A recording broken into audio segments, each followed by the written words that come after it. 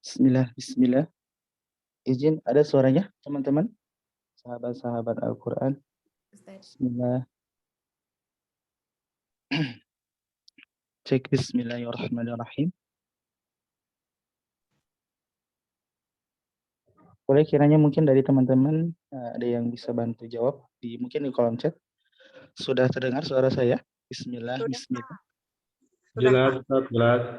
Alhamdulillah, Masya Allah. Baik, Alhamdulillah, Insya Allah, syukran atas jawabannya. Insya Allah kita akan mulai. Mungkin teman-teman, sahabat yang mulia, yang dirahmati Allah Subhanahu Wa Taala.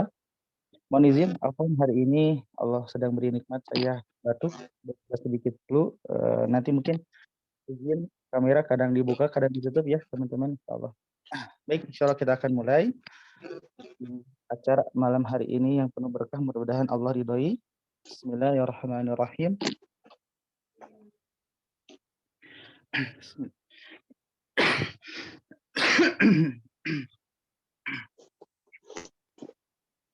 Assalamualaikum warahmatullahi wabarakatuh. wabarakatuh. Masya Allah, alhamdulillah. Alhamdulillah, alhamdulillahirabbil alamin. Hamdan katsiran thayyiban mubarakan fi, mubarak alaika ma yuhibbu rabbuna wa yarda. Asyhadu an la ilaha illallah wa asyhadu anna Muhammadan abduhu wa rasuluh la nabiyya ba'da amma ba'du. Allahumma shalli ala Muhammad wa ala ali Muhammad. Allahumma arhamna bil Qur'an waj'alna min ahlil Qur'an alladzina hum ahluk wa khasatuk ya rabbal alamin. Allahumma ati nufusana taqwaha wa zakkiha anta khairu man zakkaha anta waliyuha wa maulaha. Allahumma arhamna bil Qur'an waj'alna min ahlil Qur'an alladzina hum ahluk wa khasatuk ya rabbal alamin. Alhamdulillah, segala puji dan ya pantas kita berikan kepada Allah Subhanahu wa taala, teman-teman. Insyaallah ya.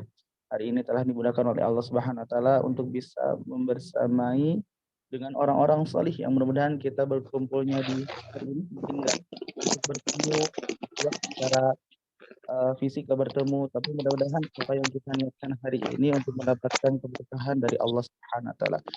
Baik, alhamdulillah teman-teman, syukur kami ucapkan kepada Allah yang Maha Rahman yang telah menurunkan Al-Qur'an kepada insan yang menjadi panutan setelah memeliharanya dalam hafalan orang yang iman.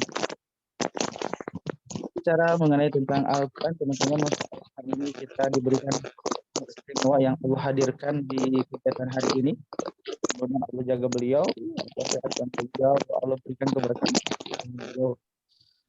Di acara motivasi tentang Quran yang insya Allah akan diisi oleh semua Ustaz Ahmad Khairul Anam, ya, Masya Allah.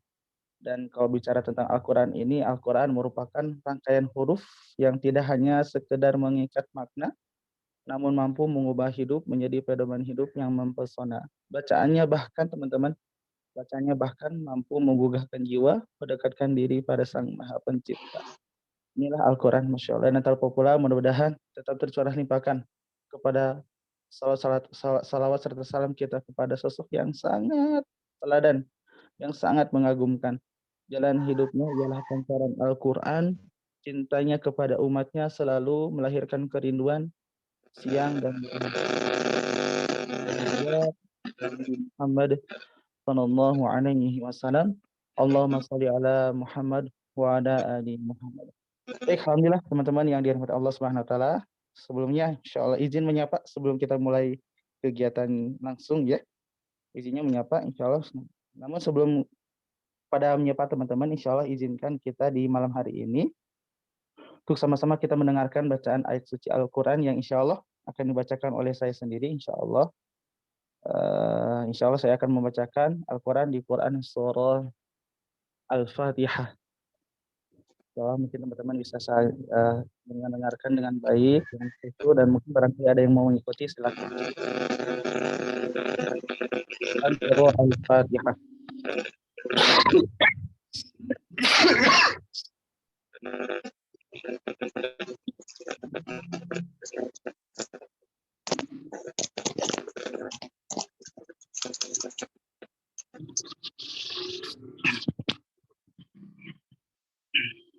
أعوذ بالله من الشيطان الرجيم. بسم الله الرحمن الرحيم.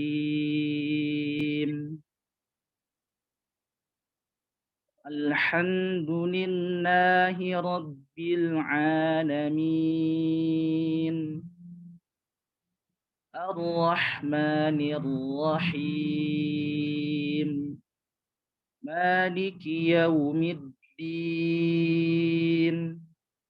إياك نعبد وإياك نستعين. اهدنا الصراط المستقيم.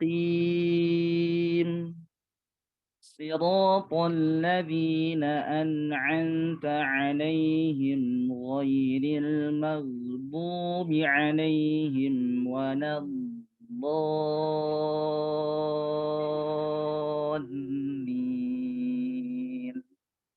آمين. Amin Allahumma amin ya mujibas sa'inin. Mohon maaf teman-teman, sedikit kurang enak badan hari ini. Mudah-mudahan apa yang kita hari ini niatkan untuk hadir mendapatkan berkah dari Allah Subhanahu wa taala, juga berkah dari surah Al-Fatihah yang tadi dibacakan.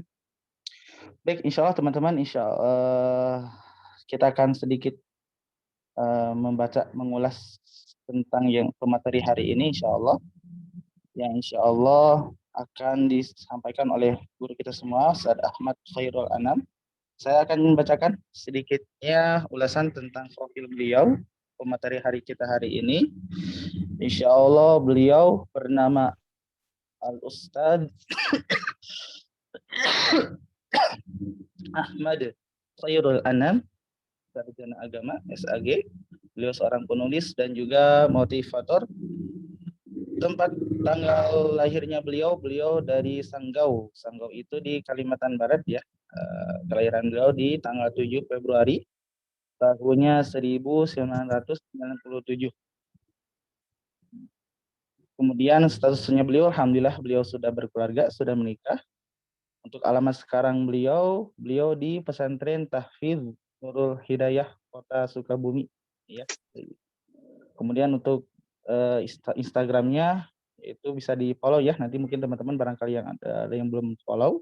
Instagramnya beliau Rindu Surga ya. Untuk channel Telegramnya Rindu Surga juga ya. Untuk pendidikan beliau SDN 4 Sanggau di Kalimantan Barat. Kemudian SMP-nya di Sanggau juga SMP 2. Kemudian pernah mengenyam di Pesantren Media Bogor. Kemudian juga di SDAI Al-Hidayah Bogor, di Pesantren Hilal Bogor. Pengalaman kerja beliau yaitu alhamdulillah Masya Allah ya. Beliau menjadi guru Al-Quran di Pesantren Hilal Bogor. Beliau juga pernah menjadi guru tahfidz di Yayasan Askar Kauni ya, yang sering kita dengar menghafal semudah senyum ya Masya Allah. Dan juga beliau pernah menjadi guru Al-Quran di lembaga tahfidz Meranadi Indonesia. Beliau jadi guru Al-Quran di Sekolah Menghafal Quran At-Tartil Sukabumi. Jadi guru Al-Quran di Sekolah Generasi Mumtaz Salim. Beliau jadi guru Al-Quran juga guru karakter building di Hayatan Thayyibah Sukabumi. Ya, Masya Allah, singkat tentang deskripsinya beliau. Beliau ini adalah asal dari Sanggau, Kalimantan Barat. Ini merupakan sosok suami sekaligus ayah dari seorang anak. Saat ini tulisan yang beliau buat itu menulisnya di usia 24 tahun. Masya Allah ya, yang usia sangat produktif. Beliau mengambil disiplin ilmu Al-Quran dan tafsir, dan ia menuntaskan program sarjananya di Kota Bogor. Dan hari ini sampai terus-menerus nanti ke depannya beliau masih tetap terus belajar. Ya. Penulis Ahmad Khairul Anam ini sosok yang sangat mencintai dunia Al-Quran dan berusaha agar hidupnya didedikasikan untuk perjuangan Al-Quran. Dan Masya Allah, ini moto hidupnya beliau adalah bacalah Al-Quran sampai kau menemukan jawaban atas setiap permasalahan hidup. Kegiatan sehari-harinya beliau adalah sebagai pengasuh program tahfidz di salah satu pondok pesantren tahfidz, kemudian mengisi kajian-kajian remaja dan orang tua, dan juga sama saya ini penulis kiranya sudah menerbitkan 3 karya buku atau mungkin yang saya tahu ya ada sekitar 4 ya. Di antaranya mungkin nanti teman-teman bisa lihat ya. Di antara Instagramnya beliau pernah menerbitkan beberapa buku, di antaranya adalah Ya Allah izinkan aku jatuh cinta, kemudian surat cinta untuk perjuangan Al-Quran, dan juga seni bahagia menghafalkan Al-Quran. Ya, satu lagi sedang proses mungkin saja atau sudah diterbitkan Ustaz. Satu buku lagi mungkin nanti bisa teman-teman bisa nanti langsung bertanya kepada beliau langsung insyaallah ya. Baik, alhamdulillah tak panjang kalam insyaallah. Pertemuan hari ini kita mudah-mudahan kita berdoa kepada Allah Subhanahu wa taala, teman-teman diniatkan dengan hati ikhlas, duduk yang dengan rapi, dan mungkin barangkali ada yang belum berwudu, mungkin silakan nanti bisa berwudu kembali karena saat ini kita sedang berada di majelis ilmu yang harapannya majelis ilmu ini bertambahnya keberkahan dengan adanya kita sudah berwudu insyaallah. Baik, alhamdulillah teman-teman sahabat Al-Quran yang mulia, kita doakan juga mungkin teman-teman yang hari ini mungkin yang belum bisa hadir karena mungkin ada agenda yang lain atau mungkin barangkali ada yang sakit ya, ada rapat yang mendadak yang kalau di grup itu sekitar 100-an lebih yang yang ikut tuh yang hadir hari ini, Allah izinkan itu 50 lebih, dan kita berdoakan orang-orang yang enggak hadir ini tetap mereka mendapatkan keberkahan karena niat mereka untuk hadir di majelis ilmu ini insyaallah. Baik, Ustaz Ahmad Khairul Anam. Assalamualaikum warahmatullahi wabarakatuh, Ustaz. Waalaikumsalam warahmatullahi wabarakatuh. Alhamdulillah. Insyaallah kaifa haluk ya Ustaz? Alhamdulillah sehat. Semoga sehat juga. Ya, alhamdulillah. Baik, alhamdulillah Ustaz. Masya Allah sudah siap Ustaz. Ini Masya Allah udah nggak sabar teman-teman. Ya, insya Allah. Insya Allah. Baik, alhamdulillah teman-teman. Insya Allah kita akan sama-sama mendengarkan apa yang beliau sampaikan mengenai tentang motivasi dan sharing Qur'ani insya Allah. Kita sama-sama mengucapkan lafaz basmalah. Bismillahirrahmanirrahim. Tafadhol pada Al-Ustaz Ahmad Khairul Anam. Tafadhol masykuran. Baik. Ustaz Angga Gunawan dan tim panitia seluruhnya. Bismillah, assalamualaikum warahmatullahi wabarakatuh. Alhamdulillah ghafiri dzambi wa qabili taubi syadidil iqabi dzit tawli la ilaha illa huwa ilaihil masir. Allahumma sholli wa sallim ala sayyidina Muhammad alladzi balagha risalah wa atal amanah wa nasahal ummah wa jahada fi sabilillahi haqqa jihadih hatta atahu yakin. Ya teman-teman semuanya, sahabat, nanti kalau suara saya kurang jelas langsung dikasih tahu ya. Jadi semoga suaranya sudah bisa jelas didengar.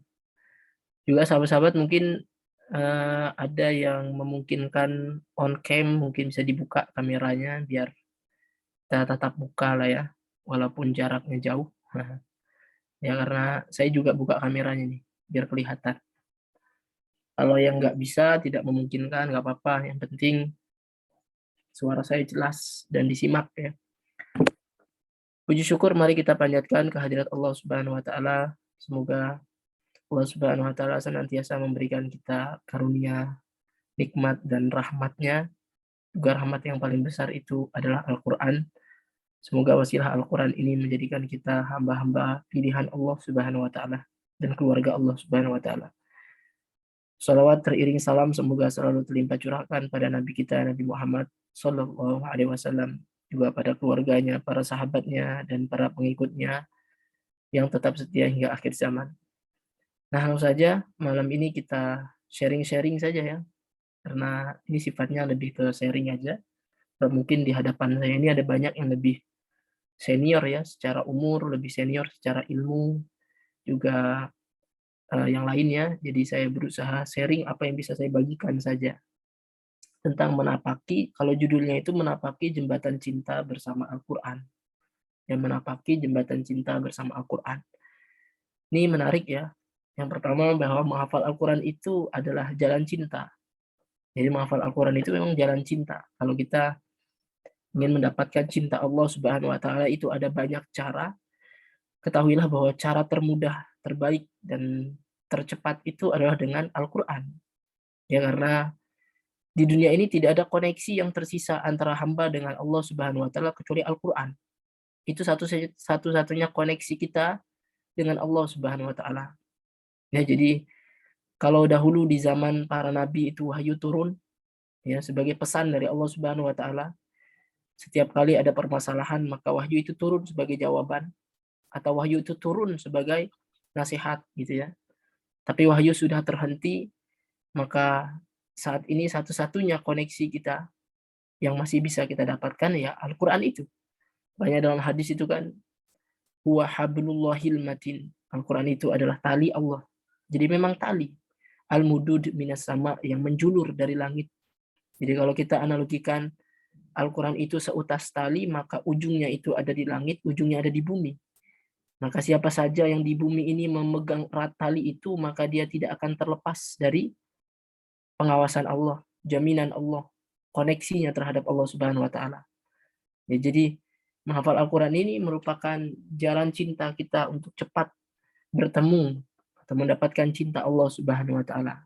Ya, Al-Quran ini kan kalam Allah, perkataan Allah. Jadi bayangin coba Allah itu ngomong sama kita dan kita fokus terhadap nasihat-nasihat Allah Subhanahu wa taala.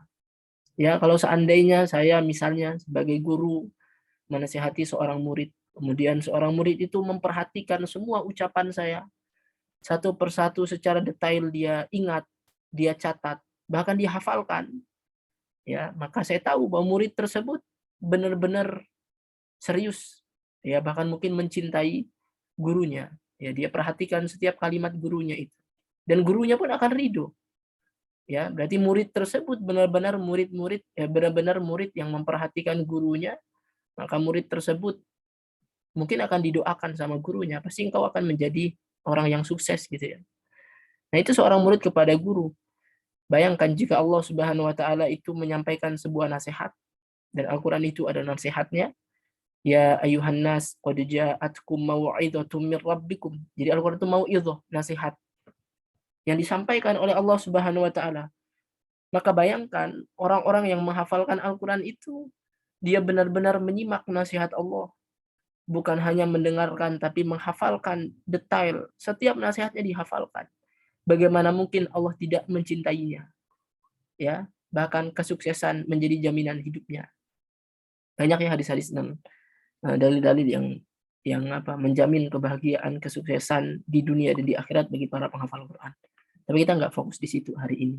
Jadi Al-Quran itu jalan kita menuju kecintaan Allah Subhanahu wa taala. Ya. Nah, yang menarik juga bahwa Al-Quran ini adalah kalimat yang mengena, harusnya ya. Sebab dalam Al-Quran itu misal dalam surah Ibrahim ya, ayat terakhir, A'udzubillahi minasyaitonirrajim. Hadza balagul linnas. Ya, kata Allah Subhanahu wa taala, hadza balagul linnas waliyunzaru bihi waliya'lamu annama huwa ilahu wahid waliyadzakkaru ulul albab. Ya, kata Allah, Al-Quran ini balagul linnas, sesuatu yang mengena. Balag itu kan sampai ya. Ya, harusnya Al-Quran itu mengena ke dalam hati kita. Sebagaimana Al-Quran itu diturunkan untuk hati kita. Seminar.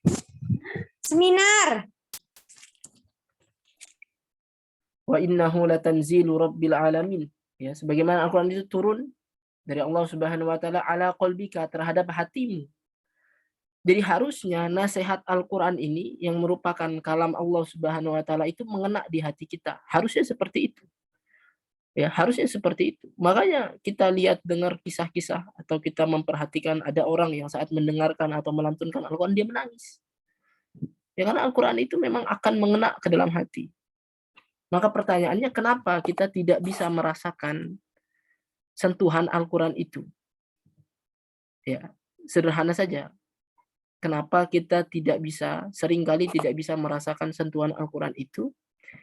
Salah satunya adalah karena barangkali hati kita ini tidak punya tempat spesial untuk Al-Quran. Ya. Contohnya kayak gini, misal ada seseorang yang punya satu informasi. Ya, informasinya tuh orang tuanya Dimas misalnya meninggal dunia. Ini contoh ya analoginya. Terus informasi itu disampaikan kepada Dimas. tahu nggak orang tua kamu meninggal dunia. Pasti Dimas yang mendengar itu akan menangis dia, sedih lah, atau ya pasti hatinya tuh nggak karuan. Apa ya, ya sedih lah pasti ya. Tapi informasi yang sama disampaikan kepada orang lain, tahu nggak orang tua Dimas meninggal. Sedangkan dia nggak kenal sama Dimas, atau Dimas tuh ya bukan siapa-siapanya. Dia biasa aja, dia nggak ngerasakan sentuhan apa-apa. Nah, ini tanda bahwa satu informasi yang sama akan direspon oleh dua hati yang berbeda. Apa yang menyebabkan satu hati bisa menangis tersentuh, sedangkan hati yang lain tidak bisa? Tentu karena bagi Dimas itu, orang tuanya itu mempunyai tempat spesial di hati. Maka apapun yang berkaitan dengan orang tua itu menjadi penting baginya, dan apapun informasinya akan menyentuh hatinya. Sedangkan bagi orang yang tidak kenal sama Dimas, disampaikan informasi yang sama, dia nggak tersentuh. Kenapa? Ya dia nggak tahu Dimas itu siapa. Tidak ada tempat dalam hatinya tentang Dimas itu. Jadi sama, barangkali Al-Quran yang kita baca tiap hari, tapi kita nggak bisa merasakan sentuhan apa-apa. Kita nggak pernah menangis karena Al-Quran. Jangan-jangan kita sekedar menghafalnya di lisan, tidak sampai di hati. Jangan-jangan kita hafal sampai di pikiran, tapi hati kita nggak pernah merasakan. Pada Al-Quran itu harusnya ala qalbika, kepada hatimu, ya. Wa innahu latanzilu rabbil alamin nazala bihir ruhul amin ala qalbika litakuna minal munzirin. Ya maka hari ini Al-Quran itu jangan sekedar kita hafal, ya. Hafal itu baru tahap pertama. Tapi cobalah pada saat menghafalnya kita coba masukkan dalam pikiran, kemudian kita renungkan, rasakan dengan hati. Saat ayat-ayatnya bunyi tentang azab, maka rasakan ya bahwa Allah sedang berbicara tentang azab itu. Saat ayat-ayatnya menceritakan kepada kita tentang rahmat Allah Subhanahu wa taala, maka kita rasakan dengan hati kita bahwa ini Allah yang sedang memberi nasihat. Insya Allah kita akan rasakan bahwa Al-Quran itu memberi sentuhan yang luar biasa dalam hidup. Ya. Nah hari ini karena temanya kita menapaki jembatan cinta ya kalau salah tadi ya, menapaki jembatan cinta bersama Al-Quran, memang panitia meminta pada saya sesi khusus ya, katanya menceritakan tentang perjuangan saya menghafal Al-Quran. Ya, ini sebenarnya saya nggak pernah cerita dimanapun ya, dan agak nggak suka juga cerita-cerita tentang perjuangan saya ya. Tapi nggak apa-apa lah, karena ini sharing-sharing aja ya sifatnya. Bukan bermaksud ingin show up atau apapun ya. Semoga ini menjadi tahadus bin nikmah. Nah sebenarnya kisah saya itu nggak heroik banget lah ya. Kalau mau dengar kisah-kisah yang heroik, insya Allah banyak ustadz-ustadz yang lain. Ya di Indonesia ini banyak banget. Ya kita mengenal kisah-kisah para penghafal Quran yang luar biasa, yang lebih hebat, lebih berilmu, yang kisahnya itu lebih keren banget lah, gitu ya. Cuma nih kisah saya biasa aja sebenarnya. Ya cuma semoga masih ada pelajaran yang bisa kita ambil. Ya, memang sepenggal kisah ini akan saya coba ceritakan bukan untuk menunjukkan betapa hebatnya saya, tapi kita akan memahami bahwa kisah ini nanti akan mengantarkan kita pada betapa hebatnya Allah dan orang-orang di sekitar saya sebenarnya. Kalau saya mah biasa aja. Yang hebat itu Allah Subhanahu wa taala.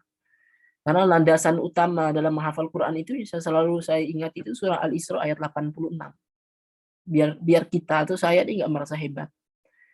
Ketika Allah berfirman, a'udzubillahi minasyaitonir rajim, wala in syi'na lanadhhabanna billadzi auhayna ilaika thumma la tajidu laka bihi 'alaina wakila illa rahmatan min rabbik inna fadlahu kana 'alaika kabira. Nanti dicek sendiri surah Al-Isra ayat 86 87. Allah berfirman dalam ayat tersebut, wala in syi'na, seandainya kami mau, kata Allah. Ini menampar banget. Lanadhhabanna billadzi auhayna ilaik, pasti kami cabut itu, kami ambil, kami hapus, lanadhhabanna, kami hilangkan. Ya, apa yang dihilangkan? Alladzi auhayna ilaik, apa yang sudah kami wahyukan kepadamu wahai Muhammad. Khitabnya di sini Muhammad walaupun kepada seluruh umatnya. Ya, khitabnya Muhammad tapi wal murad tujuannya untuk umatnya. Tsumma la tajidu laka bihi 'alaina wakila, dan saat itu terjadi enggak ada yang bisa menolong. Illa rahmatan min rabbik, kecuali rahmat Tuhanmu. Nah gitu ya. Jadi gini loh bahasanya. Ayat itu tuh seolah bilang, wahai Muhammad, kalau kami mau, ini kepada kita semua juga ya, wahai manusia gitu ya. kalau kami mau, atau wahai penghafal Quran, kalau kami mau, kata Allah Subhanahu wa taala, kami cabut itu hafalan yang sudah ada dalam hatimu.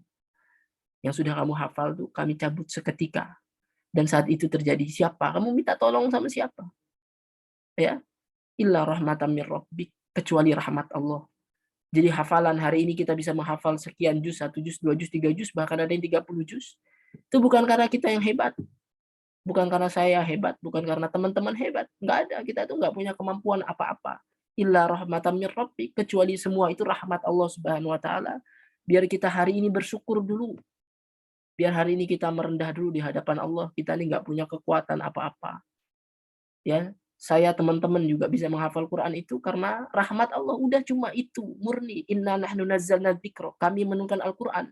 Wa inna lahu lahafizun. Kami yang menjaga, bukan kalian. Gitu loh. Kita ini cuma bagian dari cara Allah Subhanahu wa taala menjaga Al-Quran. Sejatinya yang menjaga itu Allah, bukan kemampuan kita. Maka lihatlah ada orang-orang yang cacat secara otak, mohon maaf ya. Cacat otaknya kan? Ya. Di Indonesia kan ada tuh kisah Najah itu ya. Luar biasa kan? Ya, secara medis kan cacat otaknya. Tapi hafal Al-Quran. Kenapa? Karena menjaga itu Allah. Allah titipkan kepadanya. Jadi jangan merasa jenius, jangan merasa hebat karena kita bisa hafal Al-Quran. Bukan. Ini adalah karena karunia Allah Subhanahu wa taala. Ya. Atas kasih sayang Allah Subhanahu wa taala. Jadi landasan pertama yang harus dipahami oleh para penghafal Quran bahwa Quran itu murni karunia Allah. Illa rahmatan min rabbik.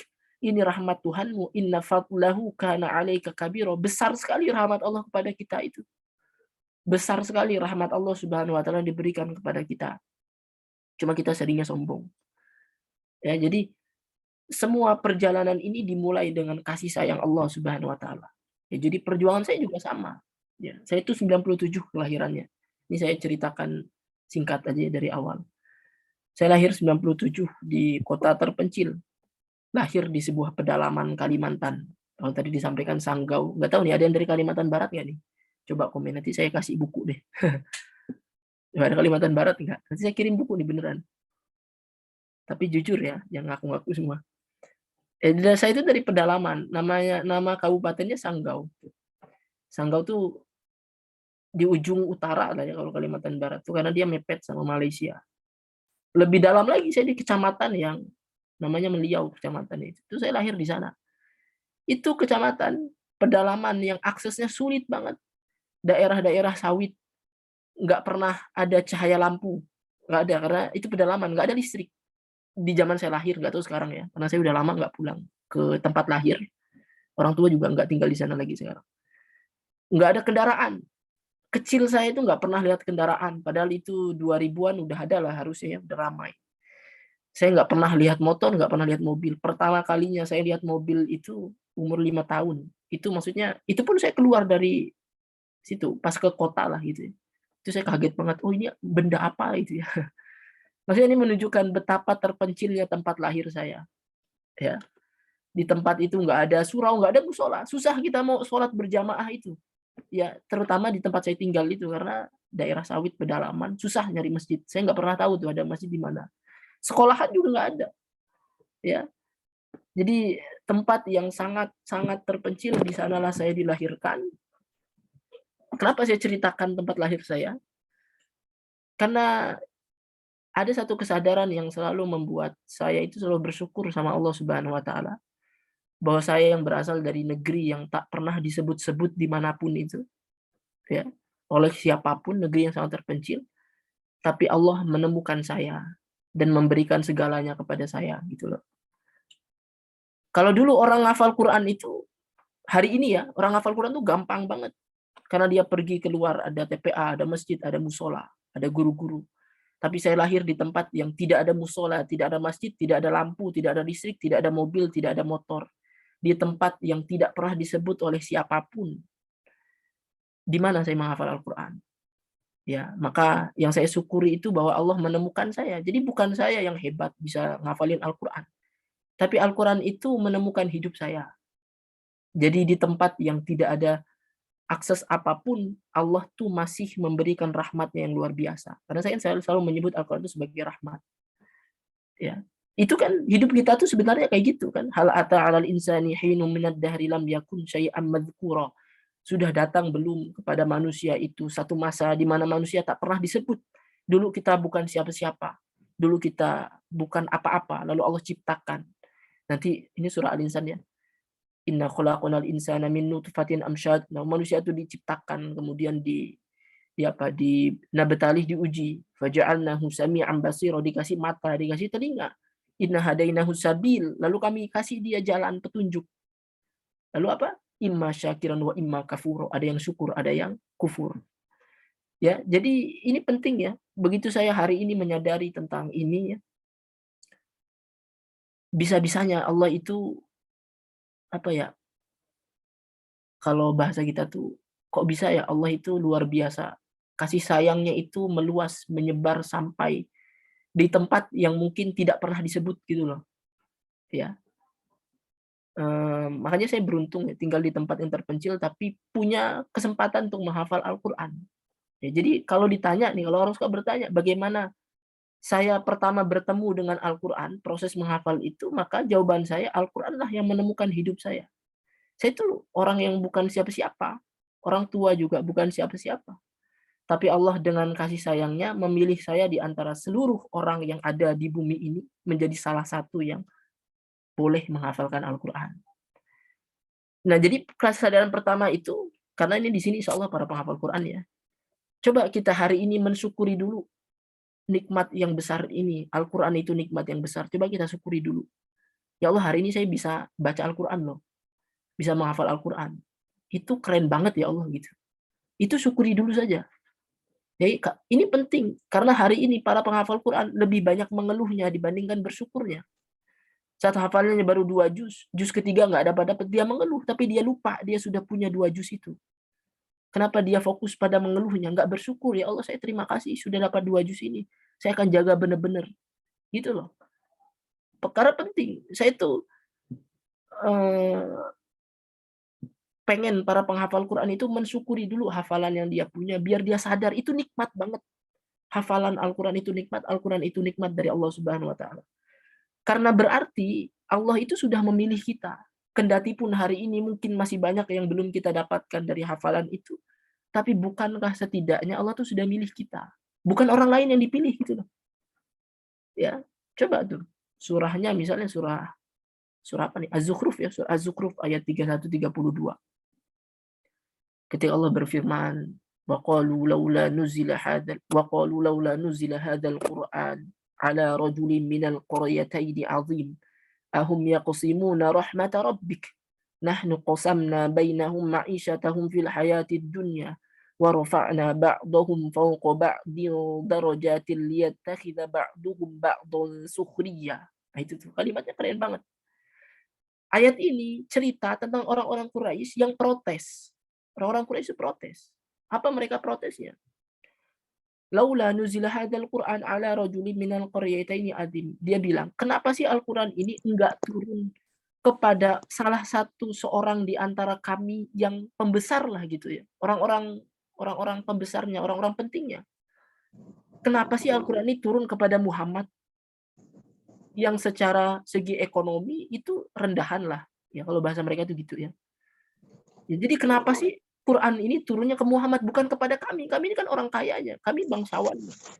Tapi yang nasabnya keren lah gitu. Hebat. Nah, kemudian apa jawaban Allah? Allah tuh gini dong jawabannya. Nahnu apa? Ahum yaqsimuna rahmata rabbik. Apakah mereka yang membagikan apakah mereka yang membagi-bagikan rahmat Allah?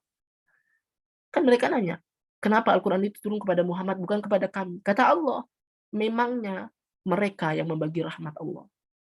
Ya bahwa rahmat Allah itu hak Allah, terserah Allah mau bagikan kepada siapapun. Al-Quran itu rahmat yang besar. Allah pilih orang-orang yang dia pilih. Nih kamu dapetin rahmat ini. Kamu boleh baca Quran. Kamu boleh dapat menghafal Al-Quran. Kamu nih boleh dititipin 30 juz atau sekian juz.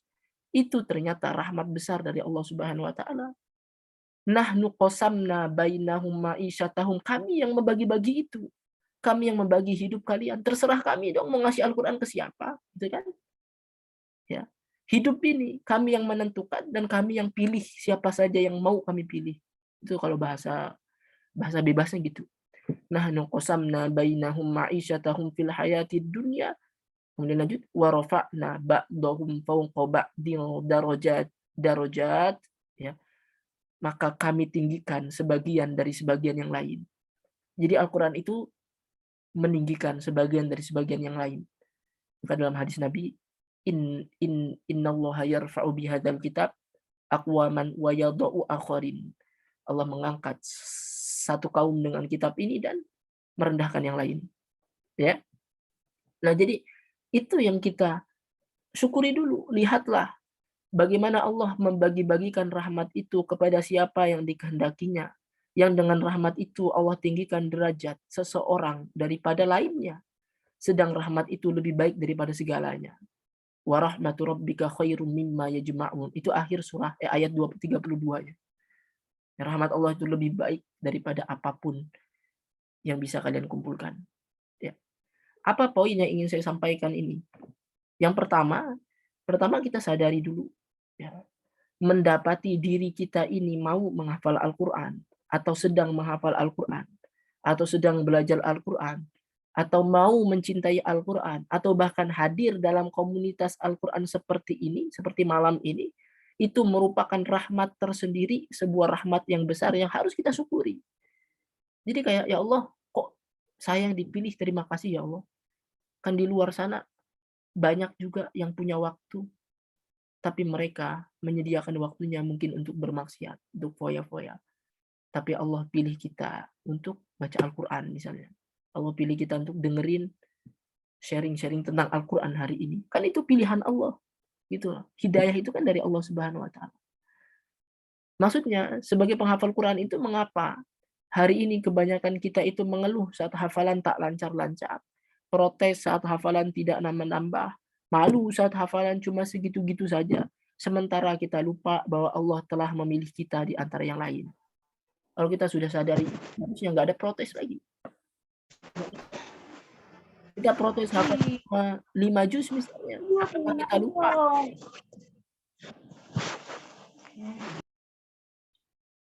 Apakah kita lupa bahwa di luar sana banyak yang jangankan menghafal, membaca Al-Quran saja nggak bisa. Bukankah banyak di luar sana yang tidak bisa membaca Al-Quran sedangkan kita bisa? Bukankah di luar sana banyak yang belum memulai menghafal Al-Quran sedangkan kita sudah? Bukankah di luar sana banyak yang tidak mengenal Al-Quran padahal hari ini kita sudah mengenalnya? Jadi syukur dulu. Jadi syukur itu kebijaksanaan pertamanya. Ya. La in syakartum la azidannakum, saat sudah syukur maka ditambah. Jangan minta ditambah-tambah terus tapi nggak pernah mensyukuri nikmat Allah Subhanahu wa taala. Ya, jadi jangan pernah mengira bahwa semua ini atas kehebatan kita. Ya. Sehingga hari ini kita bisa menghafal Al-Qur'an. Itu bukan karena kehebatan kita. Ya, bukan karena kehebatan kita. Makanya tadi saya ceritakan, saya itu lahir di sebuah pedalaman. Kenapa saya bisa menghafal Al-Quran? Ya karena Allah itu hebat banget. Sudah memilih saya, sudah ngasih kesempatan buat menghafal Al-Quran. Di tempat yang aksesnya tuh sulit. Nggak ada guru Al-Quran di sana. Nggak ada musola, nggak ada tempat masjid, nggak ada buat menghafal, nggak ada. Susah banget. Nggak kayak di kota-kota besar seperti ini. Ya, berhubung handphone nggak ada pada zaman itu. Ya, karena saya 97. Udah ada, cuma di tempat saya itu susah banget. Ya, jadi Allah itu memilih orang-orang yang Ia inginkan berikan rahmat itu. Dan Al-Quran itu huwa khairum mimma yajma'un. Nah, itu luar biasa ya. Al-Quran itu lebih baik daripada apapun yang bisa engkau kumpulkan. Jadi Al-Quran itu tidak butuh dikenal oleh kita. Al-Quran itu tidak butuh dihafalkan oleh kita. Tapi kitalah yang butuh mengenal Al-Quran. Ya, atau kita butuh menghafalkan Al-Quran. Al-Quran itu nggak butuh. Seandainya kita nih bilang sama Allah, ya Allah saya nggak maulah ngafalin Al-Quran. Ya nggak apa-apa. Karena Allah akan menjaganya. Inna nahnu nazzalna dzikra. Kami yang menjaganya, memang bukan engkau yang jaganya. Jangan sok-sokan ngancam Allah. Karena Allah tidak butuh sama kita. Al-Quran tidak butuh dihafalkan oleh kita. Tapi nanti kitalah yang butuh sama Al-Quran itu. Karena pada saat Allah bilang wa inna lahu lahafizun, kami yang menjaganya. Kan kita butuh. Ya pengen dong disematkan dalam kata kami itu. Karena dalam kata kami itu kan ada keterlibatan makhluk, maka Allah pilih makhluk-makhluknya yang akan menjaganya itu. Jadi kita butuhkan, ya Allah, saya dong yang dipilih jadi keluargamu. Ya innalillahi ahlina minan nas. Allah punya keluarga di kalangan manusia.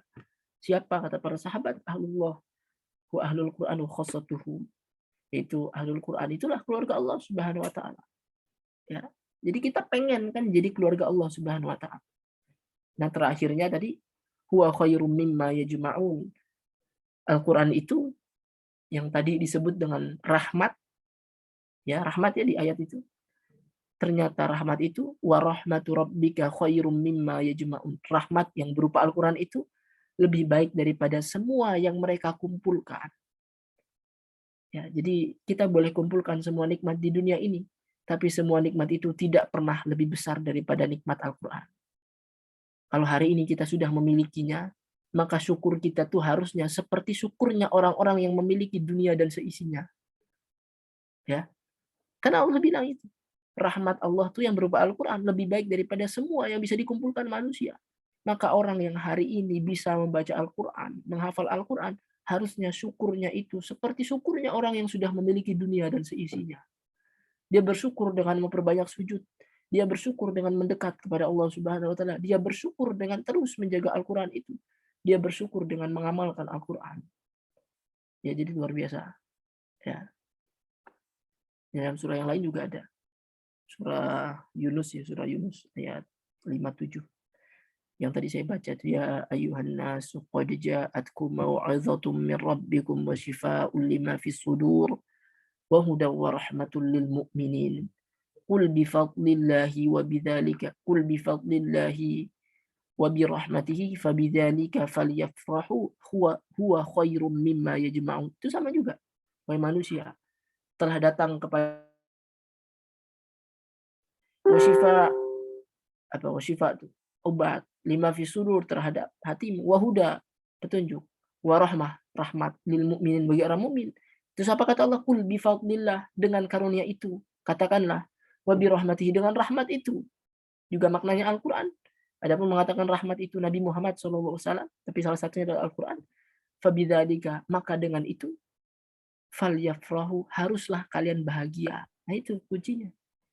Maka kalau ada orang yang menghafal Al-Quran tapi nggak bahagia, emang dia lupa Al-Quran itu rahmat.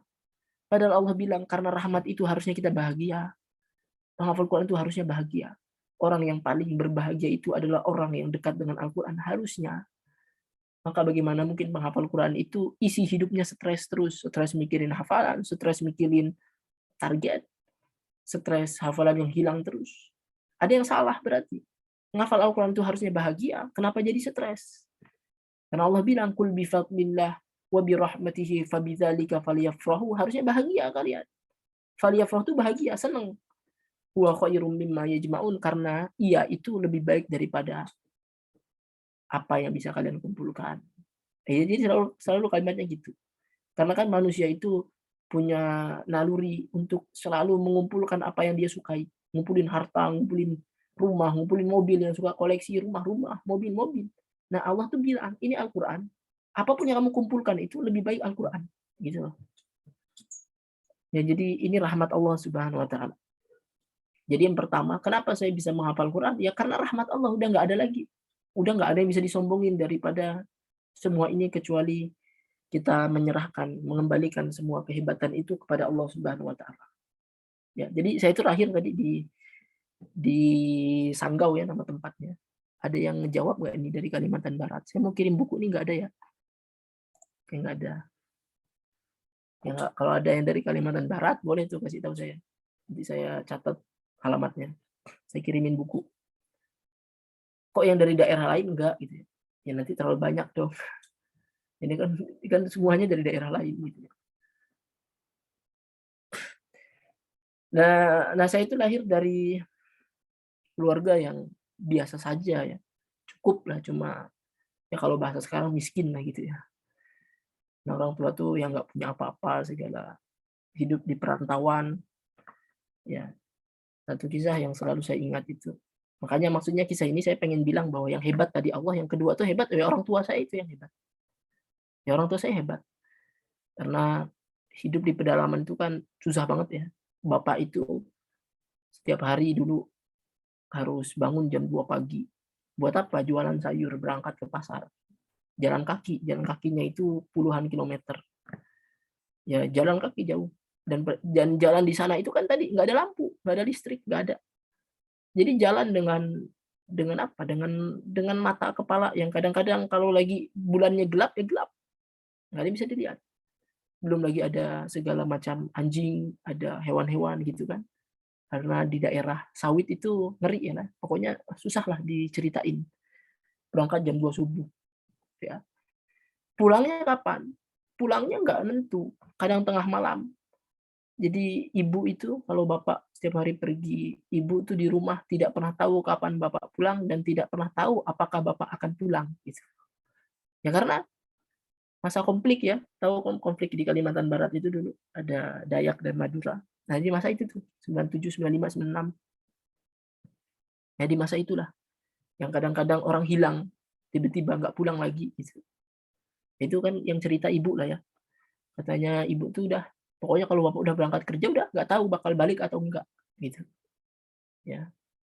Ya mungkin nggak balik karena kadang-kadang jam 10 malam belum balik atau jam jam 8 belum balik. Ya ibu cuma bisa pasrah aja. Maka ibu cerita, ya dulu kalau nunggu bapak tuh saking takutnya nggak ada temen karena saya masih kecil masih bayi kecuali Al-Quran. Jadi ibu tuh baca Al-Quran aja tiap hari. Sehingga setiap hari itu minimal yang dibaca ada sekitar 4 juz, 3 juz, 4 juz lah minimal kata ibu dulu baca. Gitu. Jadi temannya Al-Quran. Jadi itulah hebatnya orang tua. Ya, karena kebiasaan yang dia lakukan setiap hari itu, ternyata kebiasaan itu tertanam dalam hati anak-anaknya.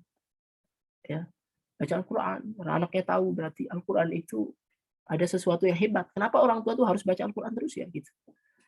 Ya, orang tua itu dulu ya itu jadi pendidikan itu dari orang tua. Ya, orang tua tuh sudah menanamkan itu dari kecil. Dari kecil diajak baca Al-Quran, disuruh ngafalin Al-Quran. Gitu.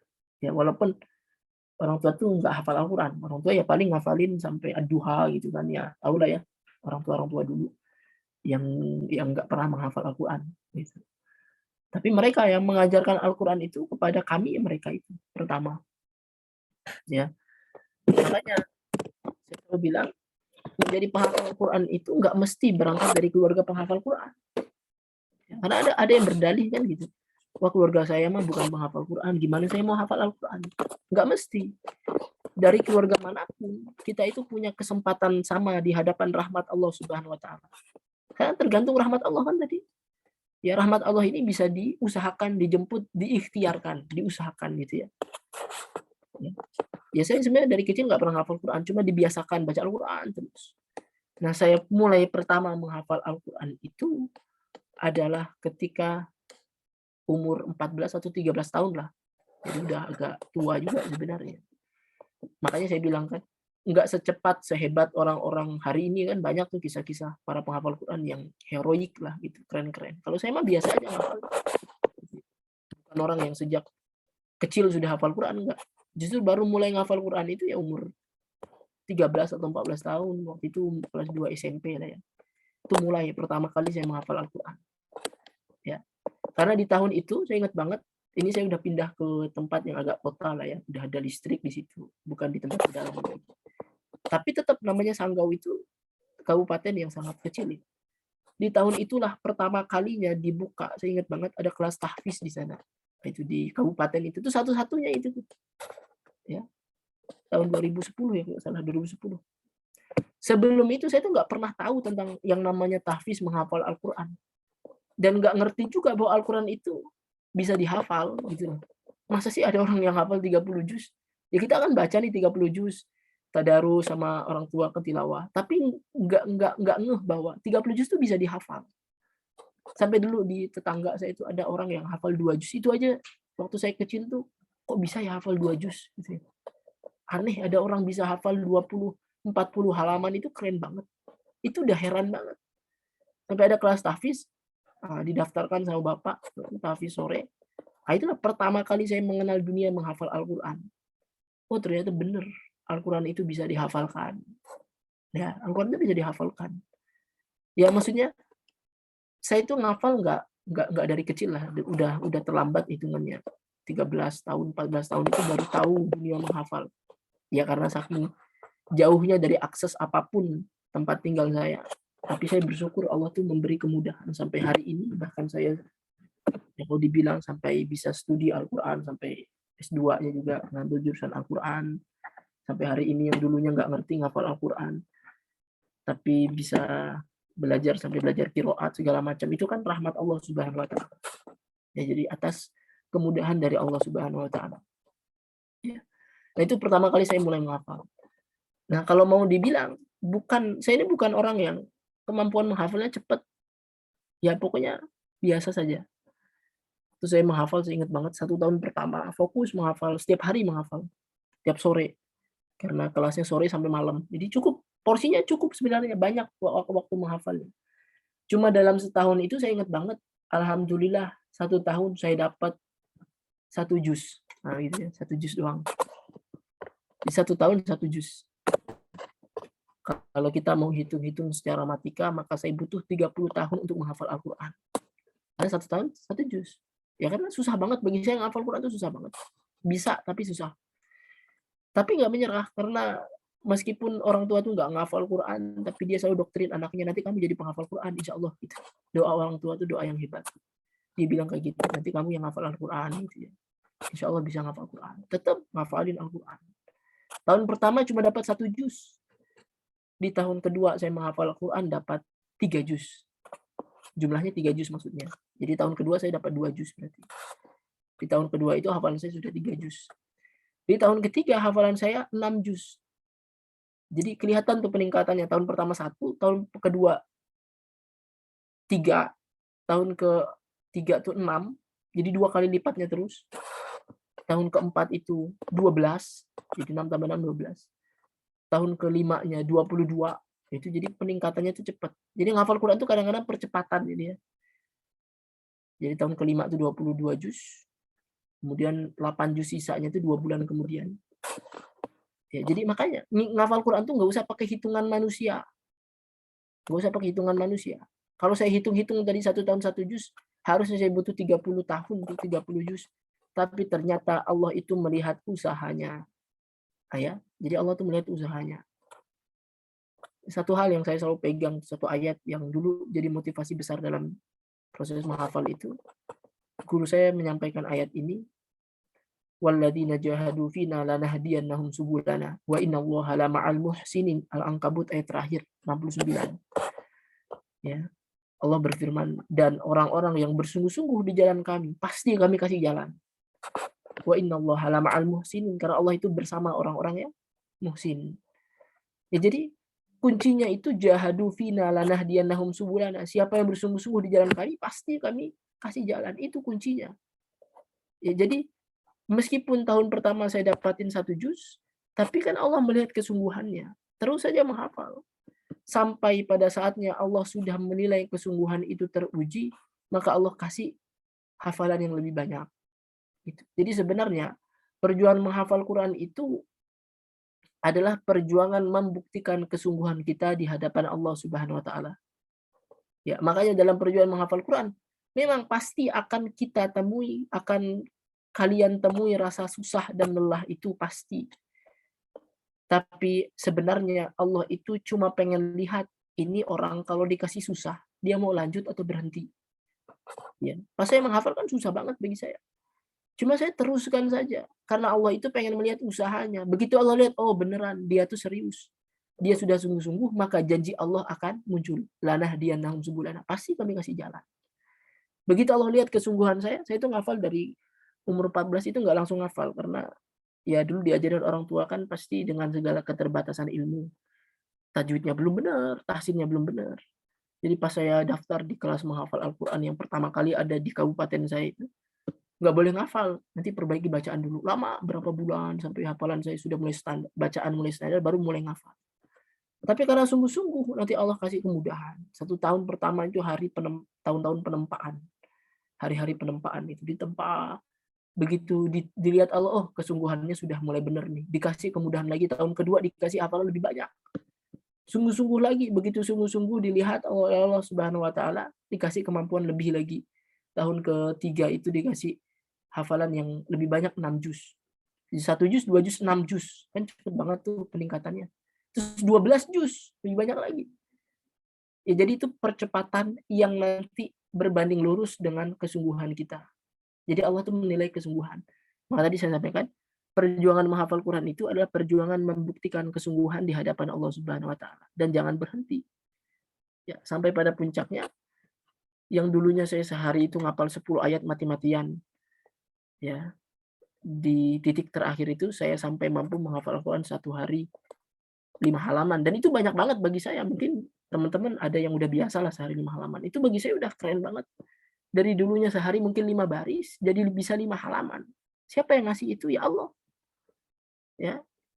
Ya kan walladzina jahadu fina lanahdiyanahum subulana. Sudah benar itu janji Allah. Dibuktikan sama Allah Subhanahu wa taala. Yang sungguh-sungguh kami kasih jalan. Dulu itu tertutup sekali rasa-rasanya, susah banget yang hafal Quran. Ternyata jalan itu akan terbuka seiring dengan perjuangan kita, kesungguhan kita. Ya makanya walaqad yassarnal Qur'ana lidzikri fahal mim muddakir. Sungguh kami sudah mudahkan Al-Qur'an itu benar-benar mudah. Makanya yassarna itu kan kami mudahkan. Berarti artinya tidak ujug-ujug mudah. Kami mudahkan itu setelah sulit. Ya. Ya seperti kami patahkan berarti sebelumnya belum patah. Tapi kalau kami mudahkan berarti sebelumnya sulit. Akan kami mudahkan, yassarna, dimudahkan, akan kami mudahkan, pasti nanti dimudahkan oleh Allah Subhanahu wa taala. Tapi harus mau melawan rasa susah itu. Tetap berdiri walaupun susah, tetap tegak walaupun dijatuhkan. Harus kayak gitu. Dan nggak peduli terserah mau ngafal Quran itu mudah atau susah. Tapi yang paling penting itu adalah fahal mim muddakir. Siapa yang mau mengambil itu? Jadi mau Al-Quran susah, kalau orang tetap berusaha pasti dapat. Ya, maka kalimat Al-Quran itu mudah itu harus dilanjutin fahal mim muddakir. Bagi siapa yang mau gitu loh. Ya karena mau semudah apapun Al-Quran bagi orang yang menyerah ya nggak bisa. Ya, sama kan hal termudah apapun yang bisa kita lakukan. Kalau kita berhenti ya nggak akan dapat. Jadi menghafal Quran itu kuncinya adalah jangan berhenti karena pasti nanti dimudahkan oleh Allah Subhanahu wa taala. Tapi orang yang protes, oh katanya Al-Quran mudah, terus dia berhenti, ya nggak akan dapat kemudahan. Jadi kemudahan itu hanya akan kita dapatkan saat kita tidak berhenti hari ini. Ya, jangan berhenti hari ini. Makanya sekarang jangan pertanyakan kenapa saya susah menghafal Al-Quran. Tapi pertanyakan sudah sejauh mana saya berjuang menghafalkan Al-Quran. Ya. Jadi bertanya protes kenapa belum hafal atau kenapa susah menghafal Quran itu nggak boleh. Karena seolah-olah kalau kita protes, ya Allah, kok saya susah yang hafal Quran itu seolah-olah kita bilang, ya Allah, nih saya sudah berjuang nih, mana hasilnya? Karena kan hasil itu setelah perjuangan. Kalau kita nuntut hasil, sebenarnya nanti Allah bakal tanya balik gitu ya. Kalau istilah kita ya ditanya balik aja, emang kamu sudah berjuang apa? Karena hasil tak pernah mengkhianati perjuangan.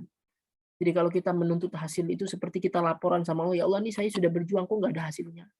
Nggak usah protes sama Allah karena Allah Maha tahu setiap perjuangan itu akan sesuai balasan dan hasilnya. Nggak usah protes. Boleh bertanya, boleh kita mempertanyakan hasil itu kalau kita sudah benar-benar yakin berjuang 100%. Seperti yang Allah ceritakan dalam surah Al-Baqarah 214 itu. Mata nasrullah, kapan pertolongan Allah? Kan ada tuh pertanyaan kayak gitu tuh. Kok mereka nanya sih kapan pertolongan Allah? Itu kan para nabi ya dan orang-orang soleh. Kenapa mereka mempertanyakan itu? Karena lihat ayatnya. Am hasibtum an tadkhulul jannah walamma ya'tikum mathalul ladzina khalau min qablikum massathumul ba'sa wadh-dharra wa zulzilu hatta yaqula ar-rasul wal ladzina amanu ma'ahu mata nasrullah.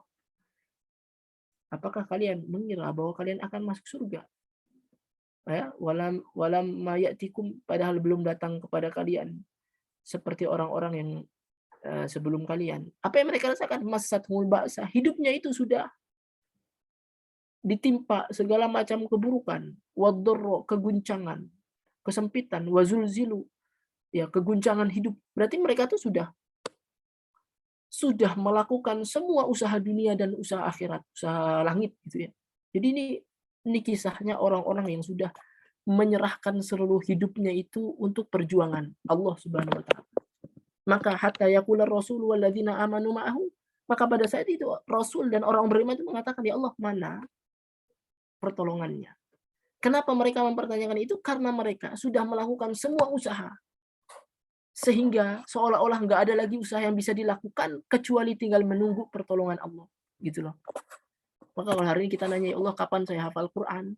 Emang sudah semua usaha dilakuin, gitu loh. Kalau sudah semua boleh nanya itu. Nanti Allah bilang, ya, apa lanjutannya itu? Mata nasrullah, ala inna nasrullahi qarib. Ketahuilah, pertolongan Allah itu dekat. Jadi maksudnya berusahalah, bersungguh-sungguhlah sampai kita ngerasa udah nggak ada lagi perjuangan yang bisa saya lakuin. Karena udah semua dicoba. Ya udah semua dicoba. Kalau udah semua dicoba, ala inna nasrullahi qarib, maka pertolongan Allah itu dekat. Tinggal nunggu aja. Ya. Jadi kunci besar dalam menghafal Quran itu adalah dua saja sebenarnya. Satu, sungguh-sungguh. Yang tadi saya bahas tuh, walladzina jahadu finna. Yang kedua adalah ikhlas. Fina itu mewakili ikhlas ya. Walladzina jahadu, siapa yang bersungguh-sungguh, fina di jalan kami. Karena kalau di jalan yang selain Allah kan nggak ikhlas namanya. Jadi ayat ini sebenarnya merangkum dua tips. Satu, sungguh-sungguh, yang kedua ikhlas. Kalau sudah walladzina jahadu fina, lihat jawabannya itu pakai taukid dan tanpa jeda. Lanah diannahum subulana, pasti kami kasih jalan. Ya, pasti dikasih jalan oleh Allah Subhanahu wa taala.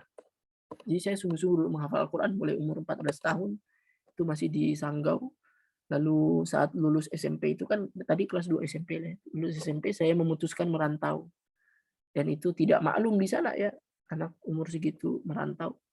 Tapi saya memutuskan merantau. Kenapa? Karena tadi cita-cita saya menghafal Al-Quran itu mulai semakin meronta-ronta. Saya harus hafal Quran. Tapi masalahnya nggak bisa di negeri ini, di Sanggau itu. Kenapa ya? Karena nggak ada, kurang mendukung lah ya. Saya rasa kalau saya harus SMA di sana, pergaulannya kurang mendukung. Akhirnya saya putuskan mencari guru lah, merantau ke pondok. Ya, tapi ujiannya belum selesai. Karena jangan kira saya menghafal di pondok tahfiz, bukan. Saya nggak menghafal di pondok multimedia. Ya, pesantrennya bukan pesantren tahfiz, bukan.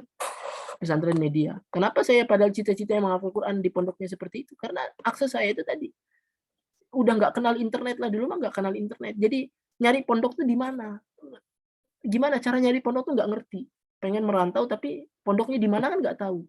Satu-satunya informasi pesantren itu yang saya dapat cuma di radio dulu, di radio. Bapak tuh dengar ada pesantren media namanya. Ah, ini nih. Cuma itu informasi yang didapat. Akhirnya pesantren ke situ. Ya, ternyata kesibukan saya di sana ya namanya pesantren media ya, belajarnya fotografi, videografi, audiovisual, belajar jurnalistik, belajar editing, belajar website, segala apa. Hampir-hampir tidak ada waktu untuk menghafal Al-Quran.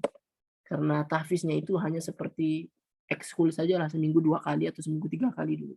Ya bayangin aja, cita-cita menghafal Quran tapi waktu yang untuk menghafal Quran itu cuma seminggu 2 kali.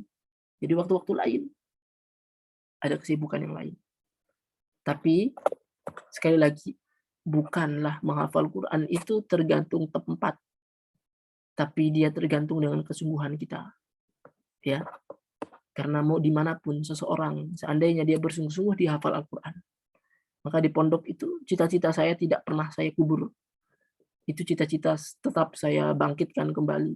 Meskipun kesibukan saya itu di tuntutan pesantren itu banyak yang harus saya selesaikan, tapi di waktu-waktu lain saya selalu menghafal Al-Quran. Maka apa yang saya lakukan yang tadi? Bersungguh-sungguh. Bersungguh-sungguh. Karena saya selalu meyakini menghafal Quran itu bisa di mana saja. Ya, alhamdulillah di pesantren itu ada satu ustadz yang menghafal Quran, nih guru saya yang hafal Al-Quran, maka pada beliaulah saya menyetorkan hafalan itu. Saya menghafal bangun karena sepanjang siang, pagi, sore itu sibuk dengan pelajaran-pelajaran pesantren. Ya, maka saya harus bangun jam 2 malam setiap hari atau jam 3 malam. Paling lambat jam 3 malam saya sudah harus bangun. Kenapa? Karena saya punya target sehari harus hafal Quran sekian. Jadi kesungguhan saya itu ya saya perjuangkan sendiri. Nggak ada yang membimbing. Nggak ada yang membimbing. Kamu harus bangun buat hafal Quran. Nggak ada. Allah yang membimbing langsung. Jadi kayak, wah pokoknya saya harus bangun jam 3 malam itu atau jam 2 malam. Saat orang-orang masih tidur, santri-santri yang lain tidur, saya sudah bangun. Buat apa ngafalin Quran? Sehingga subuh saya biasa sudah dapat 1 halaman menghafal Quran, atau saya kalau murojaah dapat berapa juz.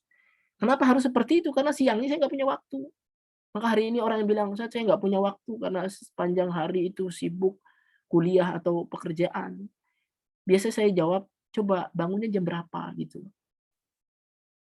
Karena nggak ada pekerjaan jam 2 malam tuh nggak ada.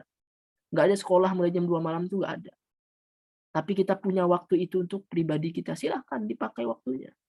Jangan mengeluh, nggak punya waktu kalau masih bangun itu pas subuh. Ya, bangun. Makanya yang saya lakukan perjuangannya itu, saya bangun pagi, jam 2 malam, jam 3 malam saya sudah menghafal Al-Quran, target-target saya selesaikan. Maka di pesantren yang bukan untuk menghafal Quran, alhamdulillah atas bimbingan Allah Subhanahu wa taala saya selesai 30 juz dalam 3 tahun pesantren di tempat yang bukan pesantren tahfiz. Ya, maka di pesantren itu saya menghabiskan waktu untuk, ya tentu tugas-tugas pesantren tetap saya lakukan. Di waktu kosongnya saya buat menghafal Quran. Di waktu kosongnya saya nongkrongnya di masjid. Saya nggak pernah main sama teman-teman, padahal saya suka main bola harusnya. Tapi saya tinggalkan semua hobi itu karena saya sedang target menghafal Al-Quran. Setiap sore teman-teman ngajak, misalnya main bola, saya nggak mau main bola. Kenapa? Menghafal Quran. Di masjid saya sendirian. Ya, di masjid saya sendirian. Hafal Quran. Kalau guru lagi nggak ada pelajaran biasanya, saya pakai buat menghafal Quran. Kalau teman-teman mungkin pada tidur, pada main gitu, biasanya saya menghafal Quran. Di hari libur, hari Jumat itu yang kosong, itu saya pakai untuk murojaah, full untuk murojaah. Paginya saya datangin Ustadz, setoran Ustadz saya pengen murojaah 3 juz. Biasanya habis subuh itu saya baca sampai 3 juz, sampai jam setengah 7. Ya karena saya semangat banget pengen menghafal Al-Quran. Saya setoran pada guru. Jadi nggak ada alasan. Saya nggak di pondok tahfiz, bisa. Di rumah juga bisa. Ya, asalkan ada guru yang bisa nyimakin, manfaatkan. Ya, kadang-kadang selesai 1 juz saya datang, "Ustadz, saya boleh nggak setoran ke ustadz saya, ke guru saya?" Kemudian dia undang, "Boleh, datang aja ke rumah." Saya datang ke rumahnya. Habis isya kadang saya datang setoran sampai jam 9, terus kadang-kadang sambil ngobrol sampai jam 10 malam, ya, di rumah beliau. Ya, kapan saya setoran? Ya, tadi kalau di waktu yang seminggu 2 kali itu kan nggak cukup. Saya setoran setiap kali saya dapat hafalan, kemudian di masjid kan ketemu sama ustadznya, beliau sholat berjamaah. Selesainya biasanya saya bilang, "Ustadz, saya mau setoran dulu." Ya, kadang-kadang saya setoran sambil beliau jalan ke rumah, gitu ya. Karena beliau luar biasa ya, beliau guru saya ini, nggak bisa melihat, yang bisa ngelihat, tapi hafal Al-Quran, bersanad. Jadi sepanjang dia jalan ke rumahnya itu ada sekitar 100 meter, itu lumayan, 1 halaman biasa saya setoran. Ya dia jalan, karena mungkin beliau sibuk kan gitu ya. Jadi beliau jalan ke rumah. Sambil jalan saya ngiringin di sebelahnya setoran gitu ya. Biasa nyari-nyari waktu seperti itu. Alhamdulillah beliau membimbing semua perjalanan ini sampai selesai semua hafalan dengan beliau. Ya. Dengan perjuangan yang luar biasa. Jadi 3 tahun itu saya satu-satunya santri yang hafal Quran. Karena itu kan memang bukan pesantren tahfiz. Jadi aneh orang hafal Quran itu aneh gitu. Ini pesantren multimedia tapi hafal Quran, itu aneh banget gitu. Dan saya buktikan itu bisa. Ya, jadi maksudnya menghafal Quran itu tidak tergantung tempat, tapi adalah tergantung dengan kesungguhan kita.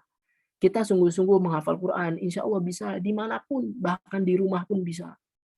Ya, bahkan di tempat yang rasa-rasanya tidak memungkinkan, kita itu pasti bisa kalau kita mau dan sungguh-sungguh.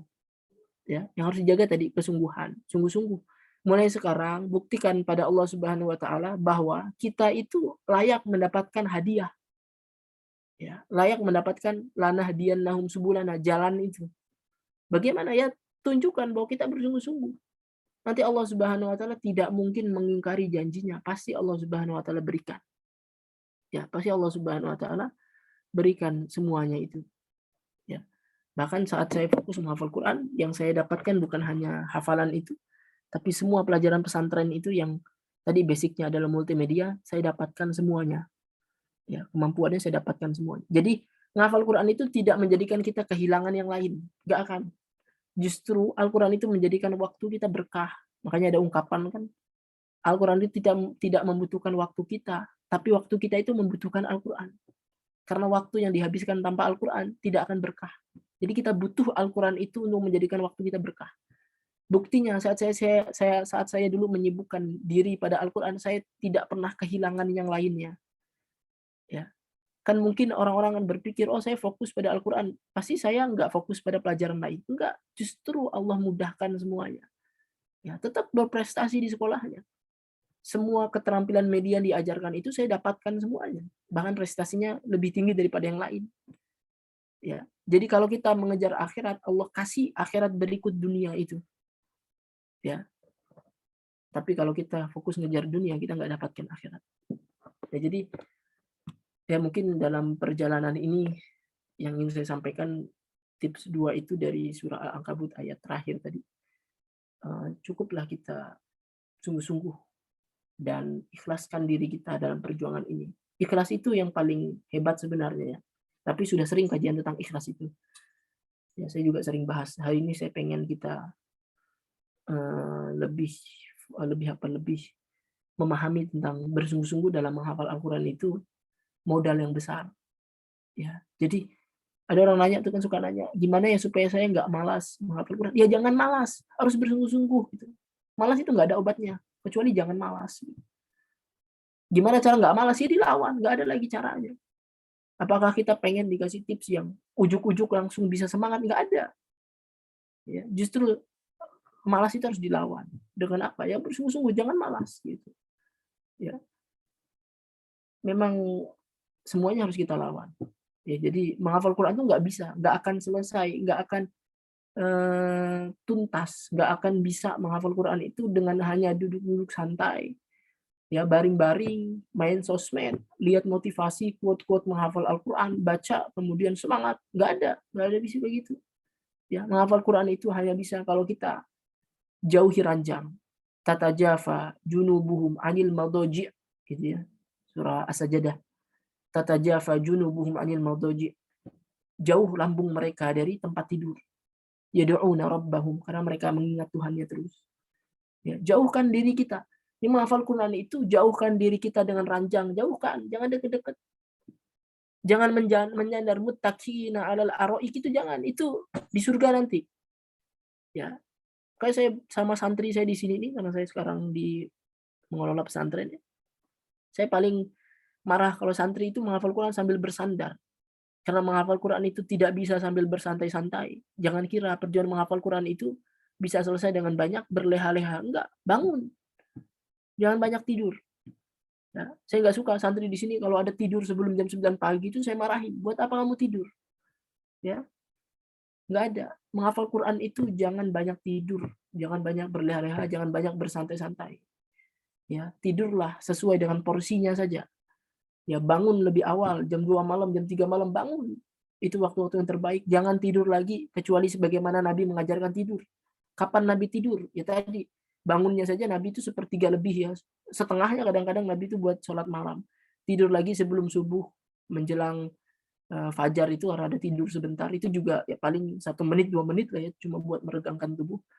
Terus udah bangun, jangan tidur pagi. Nggak ada tidur habis subuh tuh nggak ada. Ya, nggak ada tidur jam 8 pagi itu nggak ada. Itu terlalu awal. Kapan lagi Nabi tidur? Nanti qailullah sebelum zuhur, 10-15 menit. Ya 20 menit. Sampai hari ini saya berusaha mempraktekkan itu. Saya nggak pernah tidur siang yang 1 jam, 2 jam atau habis zuhur itu, kecuali kalau lagi darurat. Tapi kalau saya punya waktu, biasanya saya tidurnya sebelum zuhur. Ya, itu cukup 15 menit, cukup banget. Karena perintah Nabi itu, sunnah Nabi itu tidak pernah salah. 15 menit cukup, nggak usah tidur lagi, nanti malam baru tidur lagi gitu. Ya, malam baru tidur lagi. Karena kebanyakan penghafal Quran itu mereka banyak bersantai-santai, banyak berleha-leha. Nah, itu kesalahan yang sangat banyak terjadi. Jadi menghafal Quran itu tidak bisa dengan banyak bersantai-santai. Tidak ada istirahat di bumi ini, di dunia ini bagi para penghafal Quran. Nggak usah banyak istirahat, nanti istirahatnya. Ya, kalau konsep saya itu kepada santri, kurangi 4 hal, kurangi makan, kurangi tidur, kurangi ngobrol, kurangi main. Itu kurangi semuanya. Jangan banyak makan, jangan banyak ngobrol, jangan banyak main, jangan banyak tidur. Nah, itu kurangi 4 itu. Kalau hafalan kita terbengkalai biasanya karena satu, kalau nggak kebanyakan makan, atau kebanyakan tidur, atau kebanyakan ngobrol, atau kebanyakan apa tadi? Apa tadi satunya? 4 tadi itu ya. Kebanyakan makan, kebanyakan ngobrol, kebanyakan tidur, kebanyakan main lah gitu ya. Ya main tuh ya happy-happy, main game atau segala apa, main sosmed. Tuh, jadi kurangin. Maka kurangi apa? Banyakin puasa ya, biar kita tidak terlalu banyak makan. Terus banyakin sholat malam, yang enggak terlalu banyak tidur ya, banyakin sholat malam. Terus banyakin baca Al-Qur'an ya, terus banyakin merenung. Gitu ya. Jadi biar apa? Biar waktu kita itu bermanfaat, efektif. Alhamdulillah nih sudah lama banget ternyata, sudah jam 9.18, sudah 1 jam lebih. Mungkin itu ya sharing-sharing saya hari ini, yang pada intinya sebenarnya saya pengen kita paham bahwa yang hebat itu dalam perjuangan ini, ingatlah kehebatan Allah, kasih sayang Allah tadi. Ya, orang-orang di sekitar kita juga, orang tua kita, guru-guru kita, banyak minta doa kepada mereka. Ya, tinggal porsi kita tuh di perjuangan saja, bersungguh-sungguh gitu ya. Porsi kita tuh bersungguh-sungguh, berjuang, mengikhlaskan diri. Sisanya itu nanti biarkan Allah Subhanahu wa taala yang mengurusnya, tentang hasil, tentang apa yang kita dapatkan. Ya, jangan lupa pada orang tua minta selalu doanya, pada guru-guru minta selalu keberkahannya. Ya, minta keberkahan guru karena itu sangat berpengaruh dalam proses kita menghafal Al-Qur'an. Ya. Ya mungkin itu saja. Silakan kalau dari panitia mungkin ada tanya jawab, kalau tidak salah saya kembalikan kepada moderatornya.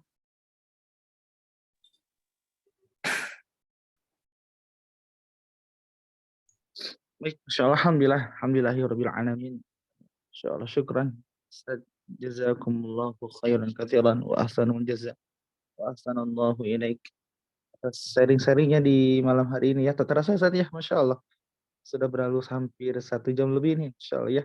Mendengarkan kisah sharing-sharing dari antum. Insya Allah mudah-mudahan apa yang antum sampaikan kepada kami semua ada manfaat yang bisa diambil dan bisa diamalkan, Insya Allah. Baik, alhamdulillah ada satu apa yang tadi Ustaz sampaikan yang membuat Insya Allah ini sangat luar biasa. Kenapa kamu menghafal Al-Quran? Karena rahmatnya Allah. Rahmat Allah itu sangat luas dan kasih sayangnya Allah mudah-mudahan kita dapati hari ini di malam hari yang penuh berkah, yang mudah-mudahan kita memperbaiki kembali niat kita. Bahwasanya menghafal Al-Quran itu adalah karena rahmatnya Allah Subhanahu wa taala. Baik, alhamdulillah teman-teman, insyaallah mungkin di sesi setelah tadi apa yang disampaikan oleh Ustadz Ahmad Khairul Anam,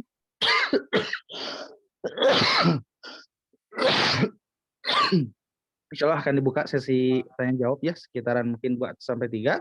Dan untuk syarat yang bertanya ini menggunakan mikrofon ya teman-teman, sahabat Al-Quran semua. Tidak diperkenankan melalui di kolom tulisan ya. Tidak diperkenankan itu, tapi diperkenankan untuk pakai mikrofon ya. Insyaallah, alhamdulillah di sini sudah ada yang angkat tangan, Ustaz. Insyaallah ada 2 orang. Ada Fitria Julia dari Banten dan juga Ta'rif dari Sinjai, masyaallah.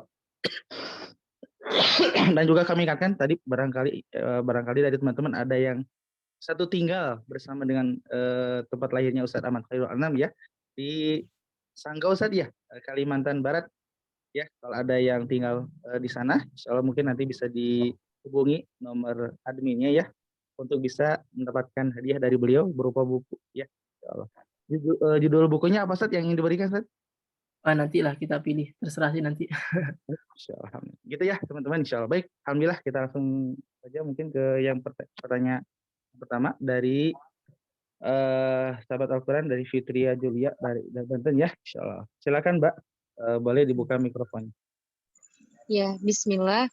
Afwan Ustadz izin bertanya, kita ini kan penghafal Quran gitu ya Ustadz, yang memiliki hafalan. Nah, kita ini kan ada tugas murojaah kan, tentunya. Terus kita juga ingin menghatamkan Al-Quran untuk tilawahnya Ustadz. Terus kan bukan katanya sih, saya lupa ya yang hadisnya kalau misalkan kita dalam sebulan itu tidak menghatamkan tilawah Al-Quran, berarti kita tuh termasuk orang yang seperti apa gitu, saya lupa. Terus tapi kita juga murojaahnya berantakan. Jadi gimana ya Ustadz? Di sisi lain kita ingin murojaah, tapi di sisi lain kita juga ingin menghatamkan bacaan Al-Quran kita gitu Ustadz. Mohon pencerahannya Ustadz. Syukron. Ya, langsung dijawab atau ditampung dulu ini? Boleh Ustaz, langsung dijawab kiranya insyaallah. Ini sering ya jadi pertanyaan untuk membagi tilawah, murojaah, dan mungkin ziyadah juga. Memang karena menghafal Quran biasanya tanggungannya itu. Yang pertama kita perlu ketahui bahwa tilawah, murojaah itu mencakup di sana tilawah juga, membaca Al-Quran. Ya, karena kenapa sih kita harus selalu membaca tilawah, membaca Al-Quran? Karena membaca Al-Quran itu kan ya dapat pahala, setiap hurufnya dapat pahala. Gitu. Setiap hurufnya dapat pahala. Sebenarnya sama, murojaah itu sama dengan tilawah. Sama juga, murojaah sama dengan tilawah. Cuma bedanya, dalam murojaah itu, yang kita tilawahkan, itu juz yang sudah kita hafalkan saja, sehingga mengulang di situ-situ saja. Ya. Maka saran saya bagi penghafal Quran, tetap porsi yang lebih banyak itu murojaah. Kenapa? Sebab dia punya tanggungan untuk menjaga hafalan itu. Ya, dia punya tanggungan untuk menjaga hafalan itu, dan itu wajib. Menjaga hafalan itu hukumnya wajib. Ya. Sedangkan tilawah itu tadi sudah tercover dalam murojaah, yang sebenarnya murojaah sama dengan tilawah. Cuma tilawah itu paling agar kita selalu membaca Al-Quran, tidak hanya apa yang kita hafal, tapi 30 juz itu terbaca, maka harus tetap ada tilawah. Ya, walaupun porsinya nggak usah terlalu banyak. Nggak usah terlalu banyak itu karena tadi dibanyakin di murojaah. Jadi cukuplah misalnya tilawah itu sehari 5 halaman. 5 halaman kan nggak akan lama, insya Allah 5 halaman tuh 10 menit juga selesai gitu. Kenapa hanya 5 halaman misalnya, ini contohnya? Karena kita pengen memperbanyak porsinya di murojaah. Sebab bagi penghafal Quran ada kewajiban lain berupa menjaga hafalan, gitu. Ya, ada kewajiban lain berupa menjaga hafalan. Maka perlu murojaah, gitu. Dan insya Allah dalam murojaah pun ada pahala tilawah. Ya karena kan murojaah itu membaca Al-Quran sebenarnya. Tilawah itu tala yatslu, membaca, mengikuti sebenarnya dari kata tala yatslu. Wal qamari idza talaha, yang mengikuti. Jadi tilawah gitu. Jadi bagi penghafal Quran itu tilawahnya dikurangin untuk memperbesar porsi murojaahnya. Jadi kayak gitu. Dan itu nggak masalah. Wallahu a'lam. Nah, itu jawaban dari saya. Masya Allah, alhamdulillah sudah terjawab ya Mbak Fitria ya. Insya Allah mudah-mudahan apa yang disampaikan terpahami oleh Mbak Fitria. Baik, untuk selanjutnya insya Allah sudah ada 2 lagi yang mengajukan pertanyaan. Insya Allah selanjutnya dari Mbak Ta'rif dari Sinjaya. Mbak, Bapak Andi ya, insya Allah. Silakan Pak. Tafadhol. Silakan dibuka mikrofonnya. Afwan Ustaz. Oh Mbak, Afwan. Saya kira Bapak. Silakan Mbak. Katanya kalau kita keseringan mendengar musik itu akan menjadi sulitnya hafalan kita masuk, bahkan bisa kehilangan hafalan juga ya Ustaz. Tapi posisinya itu bukan saya yang sengaja memutarkan musik, tapi sekitaran saya. Kira-kira gimana sih tipsnya, juga pendapat dan saran dari Ustaz? Iya. Memang ya, musik dan Al-Quran itu tidak bisa disatukan. Ini bukan katanya, tapi faktanya. Dan bahkan saya pun pernah mengalaminya langsung. Ya, jadi ya kalau dalam Al-Quran itu ma ja'alallahu li rajulin min qalbayni fi jawfihi. Ya, Allah tidak mungkin Allah tidak menjadikan 2 hati dalam satu rongga.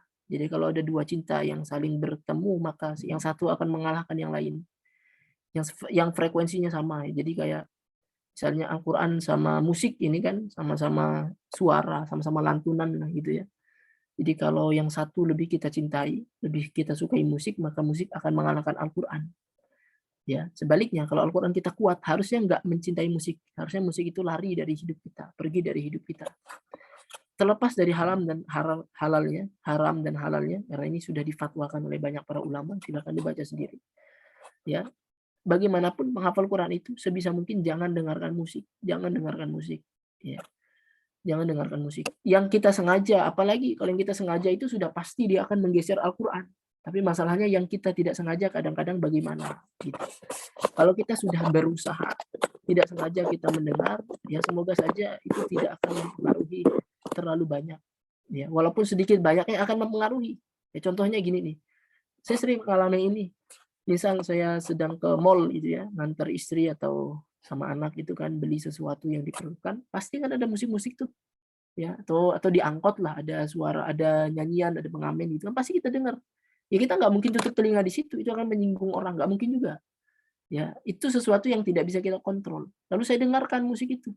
Kadang-kadang musik-musik yang memang akrab kan, dulu sering dengar, kemudian lantunannya terulang kembali, ingat gitu. Karena mendengarkan musik itu yang mungkin hanya 5-10 menit, begitu perjalanan pulang, itu lantunan itu liriknya terngiang-ngiang di kepala. Yang kalau kadang-kadang di motor itu pulang sambil murojaah jus apa itu yang teringat bukan jusnya. Tiba-tiba jadi lirik yang tadi itu nggak sengaja terlantunkan di lisan. Ya coba bayangin kekuatan musik itu, sampai segitunya, ya. Yang mungkin biasanya saya misalnya pulang sambil baca murojaah juz-juz tertentu gitu kan, gara-gara dengerin musik, itu otomatis keluar dari lisan saya itu musik yang tadi itu. Ya itu bukti bahwa musik itu sedikit banyaknya akan menggeser Al-Qur'an, ya. Apalagi kalau orang penghafal Quran tapi sengaja sering dengerin musik, itu sudah pasti cintanya akan terbagi dan bahkan mungkin Al-Qur'an akan terkalahkan. Nah, kalau yang kita tidak sengaja, ya sudah, asalkan itu di luar kontrol kita, tidak masalah. Ya, tidak masalah. Tinggal nanti kita banyak-banyak memperbanyak Al-Qur'an lagi lah gitu ya istilahnya. Kita tutup lagi dengan Al-Qur'an dengan murojaah. Ya, tapi asalkan jangan diri sendiri itu sengaja dengerin musik. Saya sangat tidak memperbolehkan para penghafal Quran itu mendengarkan musik. Saya pernah punya santri, ada santri di sini nih, dia punya MP3 murotal, kadang-kadang dia pakai buat merotal. Dan begitu musik yang terdengar, saya hancurin gitu. Ada 2 pernah saya hancurin punya santri. Supaya mereka paham bahwa penghafal Quran itu tidak ada toleransi terhadap musik. Ya, kita harus tegas saja. Ya mungkin itu jawabannya dari saya. Alhamdulillah, Masya Allah. Sudah terjawab ya, dari Sinjai tadi ya, Mbak Andi kalau tidak salah. Mereka disampaikan, dipahami Islam. Khair, insya Allah ya pertanyaan terakhir mungkin Ustaz dari Mbak Hanifah ya, dari Bengkulu ya, Masya Allah ya, dari jauh-jauh. Silakan Mbak, mikrofonnya boleh dibuka. Ya baik, Assalamualaikum warahmatullahi wabarakatuh. Ustadz, Afwan mau bertanya, saya ibu rumah tangga dan baru seusia sekarang alhamdulillah udah mau menghafal Al-Quran gitu kan. Nah, tapi di sela kesibukan yang memang saya mempunyai punya putra 2 orang dan putri 1 orang. Dan saya mau menghafal dan saya pun ingin anak-anak saya menjadi penghafal Quran. Bagaimana tipsnya ya Ustadz biar saya bisa memanage waktunya antara saya sendiri menghafal, memurojaah dan juga membagi waktu dengan menyimak anak-anak, gitu loh Ustadz. Nah tapi ada satu anak saya memang yang usia 10 tahun, putri saya 10 tahun memang agak harus dipaksa gitu loh Ustadz. Sekarang hafalannya sudah 5 juz tapi belum mutkin. Karena memang harus pada saat murojaah harus agak dipaksa, harus terus menghafal juga harus agak dipaksa gitu. Nah, dan yang mau saya tanyakan yaitu cara memanage waktunya. Saya sebagai ibu rumah tangga dan mau juga menyimak anak-anak. Terus yang kedua, apakah kita boleh memaksa anak dalam menghafal Al-Quran gitu Ustadz? Gitu. Apakah nanti ke depannya bakal bermasalah apa enggak ya gitu? Atau harus menunggu benar-benar anak tuh mau menghafal Quran gitu? Dan bagaimana tipsnya agar anak-anak bisa mencintai Al-Quran? Itu saja Ustadz. Sebelumnya jazakallahu khairan katsiran. Assalamualaikum warahmatullahi wabarakatuh. Assalamualaikum warahmatullahi wabarakatuh. Yang pertama, memanage waktu, terutama untuk yang sudah banyak kesibukan ya. Itu sekarang paling yang harus diperhatikan itu targetnya. Jadi saran saya, target nggak usah terlalu banyak. Jadi sederhanakan saja targetnya, kejar istiqomahnya. Sederhanakan target, kejar istiqomah. Itu yang paling penting. Karena kalau kita punya banyak kesibukan, sedangkan targetnya juga banyak, mungkin di sekali waktu kita bisa, tapi di waktu lain nggak bisa. Nah, yang bisa, nggak bisa, kadang enggak, itu kan berarti nggak istiqomah. Yang kayak gitu malah bikin bikin semangat kita tuh kadang-kadang turun. Lebih baik target itu kecil saja, tapi kita konsisten. Ya, misal terlalu sibuk sehari-hari dan kita bisa bikin satu target yang bisa istiqomah, misalnya sehari cukup setengah halaman, setengah halaman banyak kan ya, setengah baris misalnya, nggak apa-apa. Yang penting istiqomah. Setengah baris kan nggak banyak banget ya. Itu mah sedikit banget lah. Atau satu baris lah sehari. Yang penting istiqomah gitu. Sehingga di waktu yang kita miliki itu benar-benar kita bisa pakai untuk mengistiqomahkan target-target itu. Jadi yang pertama sederhanakan saja targetnya. Itu. Yang kedua, dibikin waktu wajibnya. Ya, setelah bikin target tadi, bikin waktu wajib. Dari setiap hari itu kita harus punya waktu wajib bersama Al-Quran. Di waktu yang memang kita tahu di waktu itu kosong. Dan setiap orang bakal beda-beda. Misal ibu rumah tangga mungkin dia memperkirakan, oh saya setiap jam 10 pagi sudah kosong nih. Maka waktu wajib saya bersama Al-Quran jam 10 sampai jam 11. Nah itu udah untuk Al-Quran aja. Misal kemudian jam berapa lagi, jangan cuma satu, kalau bisa ada 2 atau 3 waktu. 10 sampai 11, kemudian habis asar lah setengah jam habis sholat. Jadi habis sholat gitu kan, setengah jam duduk dulu sama Al-Quran, itu waktu wajib kedua. Waktu wajib ketiga kapan? Misalnya habis maghrib setengah jam. Gitu. Tetap harus ada waktu wajib itu. Jadi kalau dihitung-hitung tadi mungkin ada 2 jam, 1 jam 10, setengah jam habis asar, setengah jam habis maghrib, itu kan 2 jam. Itu waktu wajib. Di luar waktu itu boleh kita tambah-tambah. Ya, kalau lagi kosong lagi bisa tambah. Tapi waktu wajib yang sudah kita tentukan pertama itu jangan sampai tidak dilakukan. Maka waktu wajib itu perlu pemikiran yang matang, penentuan yang matang. Benar-benar waktu yang kita mau tentuin itu waktu kosong kita. Jangan sampai terganggu dengan yang lain. Itu. Misal kita sudah, misal setiap hari ada waktu ngaji bareng anak, berarti itu jangan dipakai buat waktu wajib. Nanti pasti terganggu. Gitu. Ini waktu yang benar-benar di luar waktu kita ngajarin anak, di luar waktu kita masak, di luar waktu kita misalnya kerja, di luar waktu kita yang ada kesibukan lainnya. Ini waktu yang benar-benar kita yakin kosong. Ya, kalau susah banget di siang kan ada malam. Waktu wajib saya jam 3 malam. Bisa juga kita buat gitu. Maka disesuaikan, setiap orang bisa berbeda-beda gitu. Nah, tentang anak tadi, apakah harus dipaksa atau apakah boleh dipaksa atau nunggu dia mau? Nah, kita berada di tengah-tengah itu. Terlalu memaksa juga tidak baik, tetapi menunggu dia sadar juga apalagi gitu. Namanya anak-anak tuh nggak bisa ditunggu sadar. Ya, kesadaran itu pertama butuh dipaksa, tapi jangan terlalu dipaksa. Maka saran saya, selain dipaksa, ada satu tahapan yang nggak boleh dilewati, yaitu ditanamkan kesadaran. Gitu. Pertama kan dipaksa tuh kayak kita nyuruh orang anak-anak sholat kan, ayo sholat gitu. Harus dipaksa pertama aja, ayo sholat. Tapi sembari mengajak sholat misalnya, harus dikasih kesadaran, kenapa sih kita harus sholat gitu. Ya, kalau saya kan sama anak kecil, sama anak saya yang 2 tahun kan, walaupun nggak paham ya, saya sambil jalan ke masjid itu saya bilang, ya kita tuh sebagai, kenapa sih harus sholat? Karena kita kan diciptakan sama Allah gitu. Jadi kita harus taat sama Allah, walaupun dia nggak ngerti. Ya, kalau menghafal Quran juga sama. Ayo ngafal Quran. Sambil nanti ngobrol gitu kan. Kenapa sih tadi harus ngafal Al-Quran? Ya karena ini nih jalan keselamatan kita loh gitu. Nih, terus kita bacain kisah-kisah para sahabat misalnya. Ini para sahabatnya ada yang hafal Quran, dia dimuliakan sama Allah gitu. Ya, orang-orang hafal Quran itu dapat kemudahan di dunia dan di akhirat. Terus juga misalnya udah kita paksa dia kan, ternyata dia mau, kasih hadiah. Kasih hadiah. Kenapa kasih hadiah? Kasih bilang, iya karena kamu tadi sudah berhasil menghafal Al-Quran. Supaya dia ngerti bahwa penghafal Quran itu dimuliakan di dunia, bahkan di akhirat, bahkan di dunia juga. Gitu.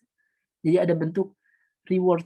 Gitu. Ada bentuk reward. Jadi harus seimbang. Selain juga dipaksa, menumbuhkan kesadarannya itu yang sebenarnya paling penting. Ya, menumbuhkan kesadarannya ini yang paling penting. Karena yang biasanya suka memaksa-maksa doang, kalau nggak berhasil dihukum, ya, nah itu malah jadi anak tuh membangkang. Jadi anggapan dia tentang Al-Quran itu adalah beban. Gitu. Jadi kalau dia ingat sama Al-Quran, pasti dia ingatnya target lah, paksaan orang tua, harus ini, harus itu. Ya, dia nggak pernah punya momen atau kesan bahwa Al-Quran itu adalah kebahagiaan. Gitu. Kan itu harus dibangun juga tuh. Jadi kalau ngafal Al-Quran kasih hadiah, supaya dia ingat, oh ngafal Quran itu juga seru loh. Gitu. Kadang-kadang dikasih hadiah sama orang tua gitu. Ya. Dan tadi kesadaran tentang keikhlasan juga penting. Jadi ya seimbang. Ya dipaksa juga diberi kesadaran. Dan tentu yang terakhir banyak berdoa sama Allah Subhanahu wa taala karena Allah yang memegang hati itu. Jadi anak itu kita mau sehebat apapun gurunya, kalau Allah tidak berkehendak kan nggak bisa. Jadi tetap ya kembalikan semuanya pada Allah, titip sama Allah gitu ya. Nah mungkin itu ya cukup di pertanyaan terakhir ini.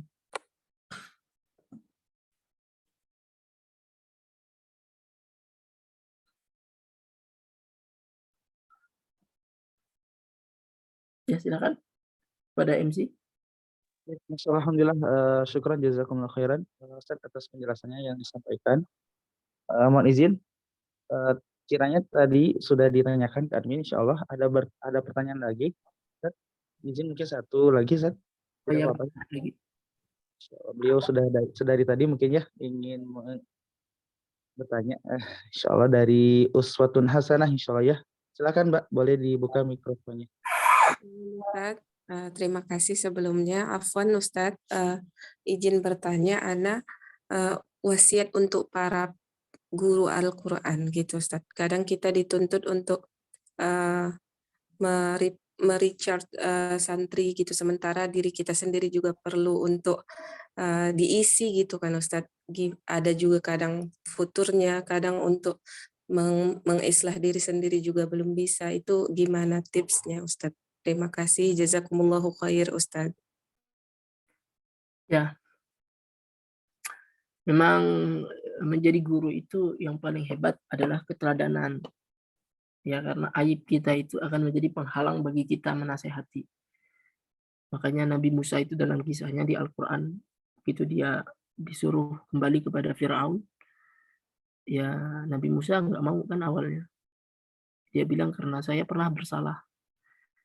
Inni qataltu minhu nafsan. Aku pernah membunuh salah satu di antara mereka. Nah itu indikasi dan syarat bahwa dosa kita itu akan menjadi penghalang kita menasehati seseorang. Nabi Musa saja pesimis ya awalnya ya, dia nggak berani. Kenapa? Karena dia pernah bersalah sama orang tersebut. Pernah ada dosa yang dia lakukan. Maka dia minta fa'arsil ila Harun. Jadi coba utus Harun jadi teman aku, karena nanti Harun jadi juru bicaranya. Karena Harun nggak punya masalah sama mereka. Makanya penting bagi penghafal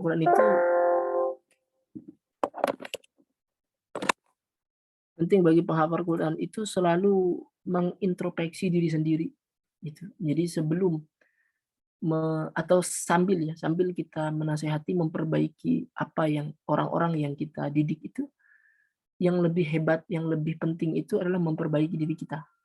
Ya, memperbaiki diri kita. Jadi seandainya kita menasehati orang lain satu, maka nasihatilah diri kita dua, gitu ya. Kalau kita menyuruh orang puasa, maka kita harus berpuasa lebih banyak dari mereka, gitu. Kita menyuruh mereka murojaah, maka murojaah kita harus lebih banyak dari mereka.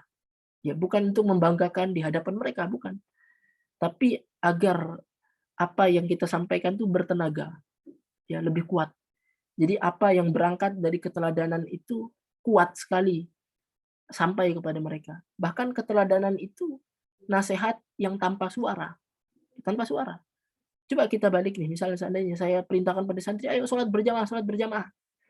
Saya sampai teriak-teriak, sampai marahin mereka. Kalau saya nggak pernah sholat berjamaah, maka nasihat itu tidak pernah sampai dalam hati mereka. Sebaliknya saya diam saja.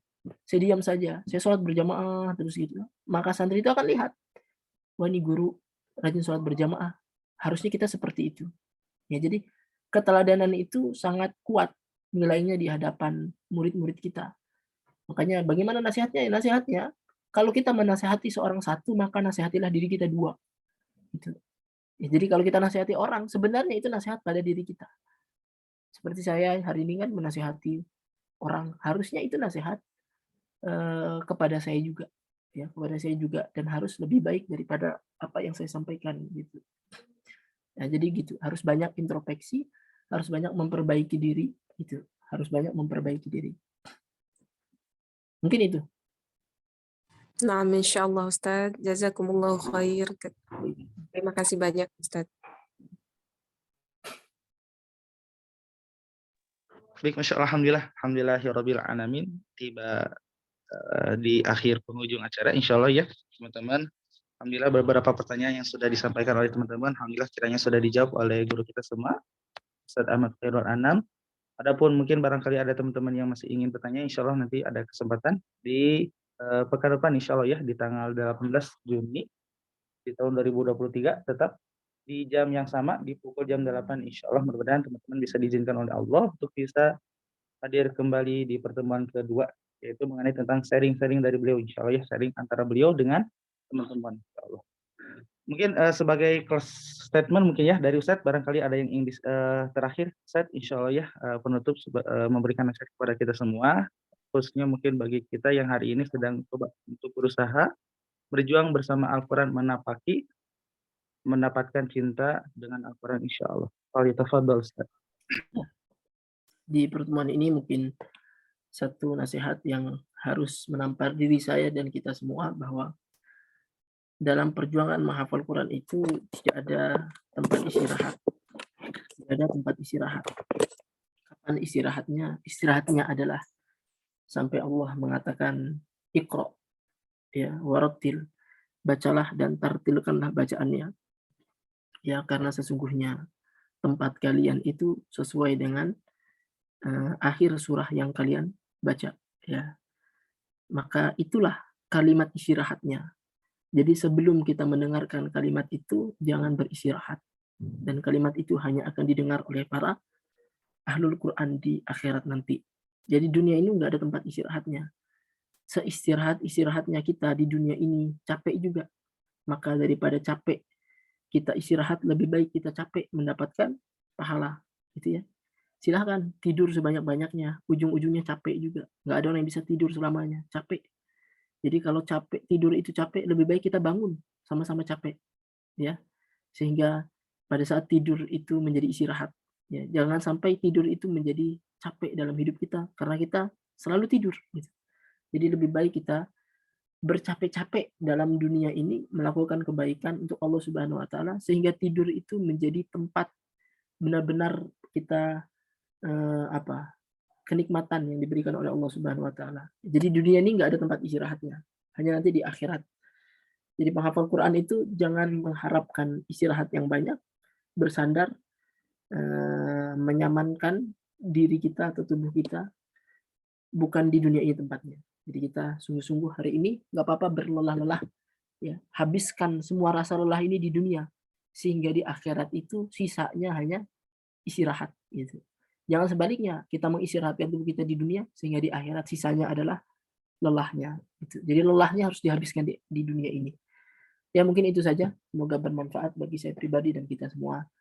Terima kasih kepada semua teman-teman, yang salah datangnya dari saya, yang baik dari Allah Subhanahu wa taala. Hadanallahu wa iyyakum ajmain. Dari saya cukupkan. Assalamualaikum warahmatullahi wabarakatuh.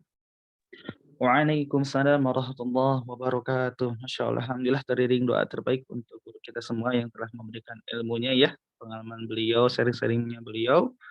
Teriring doa terbaik sekali lagi Ustaz. Syukran jazakumullahu khairan wa ahsanallahu ilaik.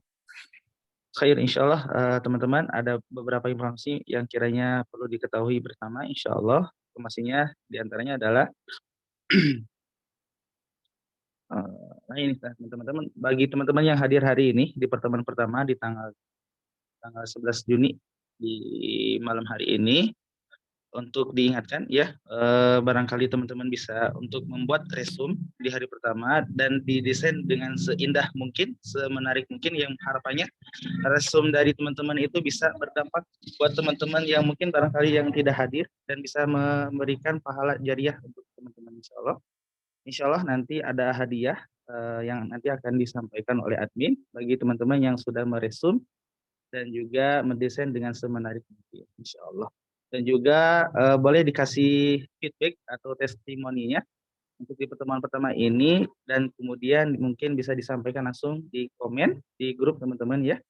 Insyaallah mudah-mudahan feedback dari teman-teman bisa memberikan pengaruh, memberikan rasa kepada teman-teman yang mungkin barangkali nggak bisa hadir, untuk nanti pekan depan di tanggal 18 Juni untuk bisa hadir. Ternyata Masya Allah, sharing di malam hari ini ternyata ruhnya dapat, ruhnya Al-Quran itu dapat dari lisan yang mungkin Masya Allah lisan Ustaz Ahmad Khairul Anam, menjadikan wasilah untuk kita semua untuk bisa berjuang bersama Al-Quran. Itu teman-teman informasi yang disampaikan sebagai terakhir mungkin ya, sebagai kata-kata terakhir, jangan tangisi hafalan Al-Quran yang akan pergi, karena pasti ia akan kembali. Tapi tangisilah diri, karena takut saat hafalan Al-Quran kembali, justru kitalah yang telah pergi. Itu saja teman-teman, terima kasih banyak atas teman-teman yang sudah bisa hadir di malam hari ini. Jika ada kata yang membekas luka, jika raga tak bisa berjumpa, semoga pintu maaf masih terbuka. Akhirul kalam dari saya sebagai MC, Angga Gunawan, terima kasih mengucapkan jazakumullah khairan kepada peserta yang telah hadir hari ini. Syukran jazakumullah khairan. Assalamualaikum warahmatullahi wabarakatuh. Waalaikumsalam warahmatullahi wabarakatuh. Assalamualaikum warahmatullahi wabarakatuh. Syukron Ustadz. Waalaikumsalam warahmatullahi wabarakatuh.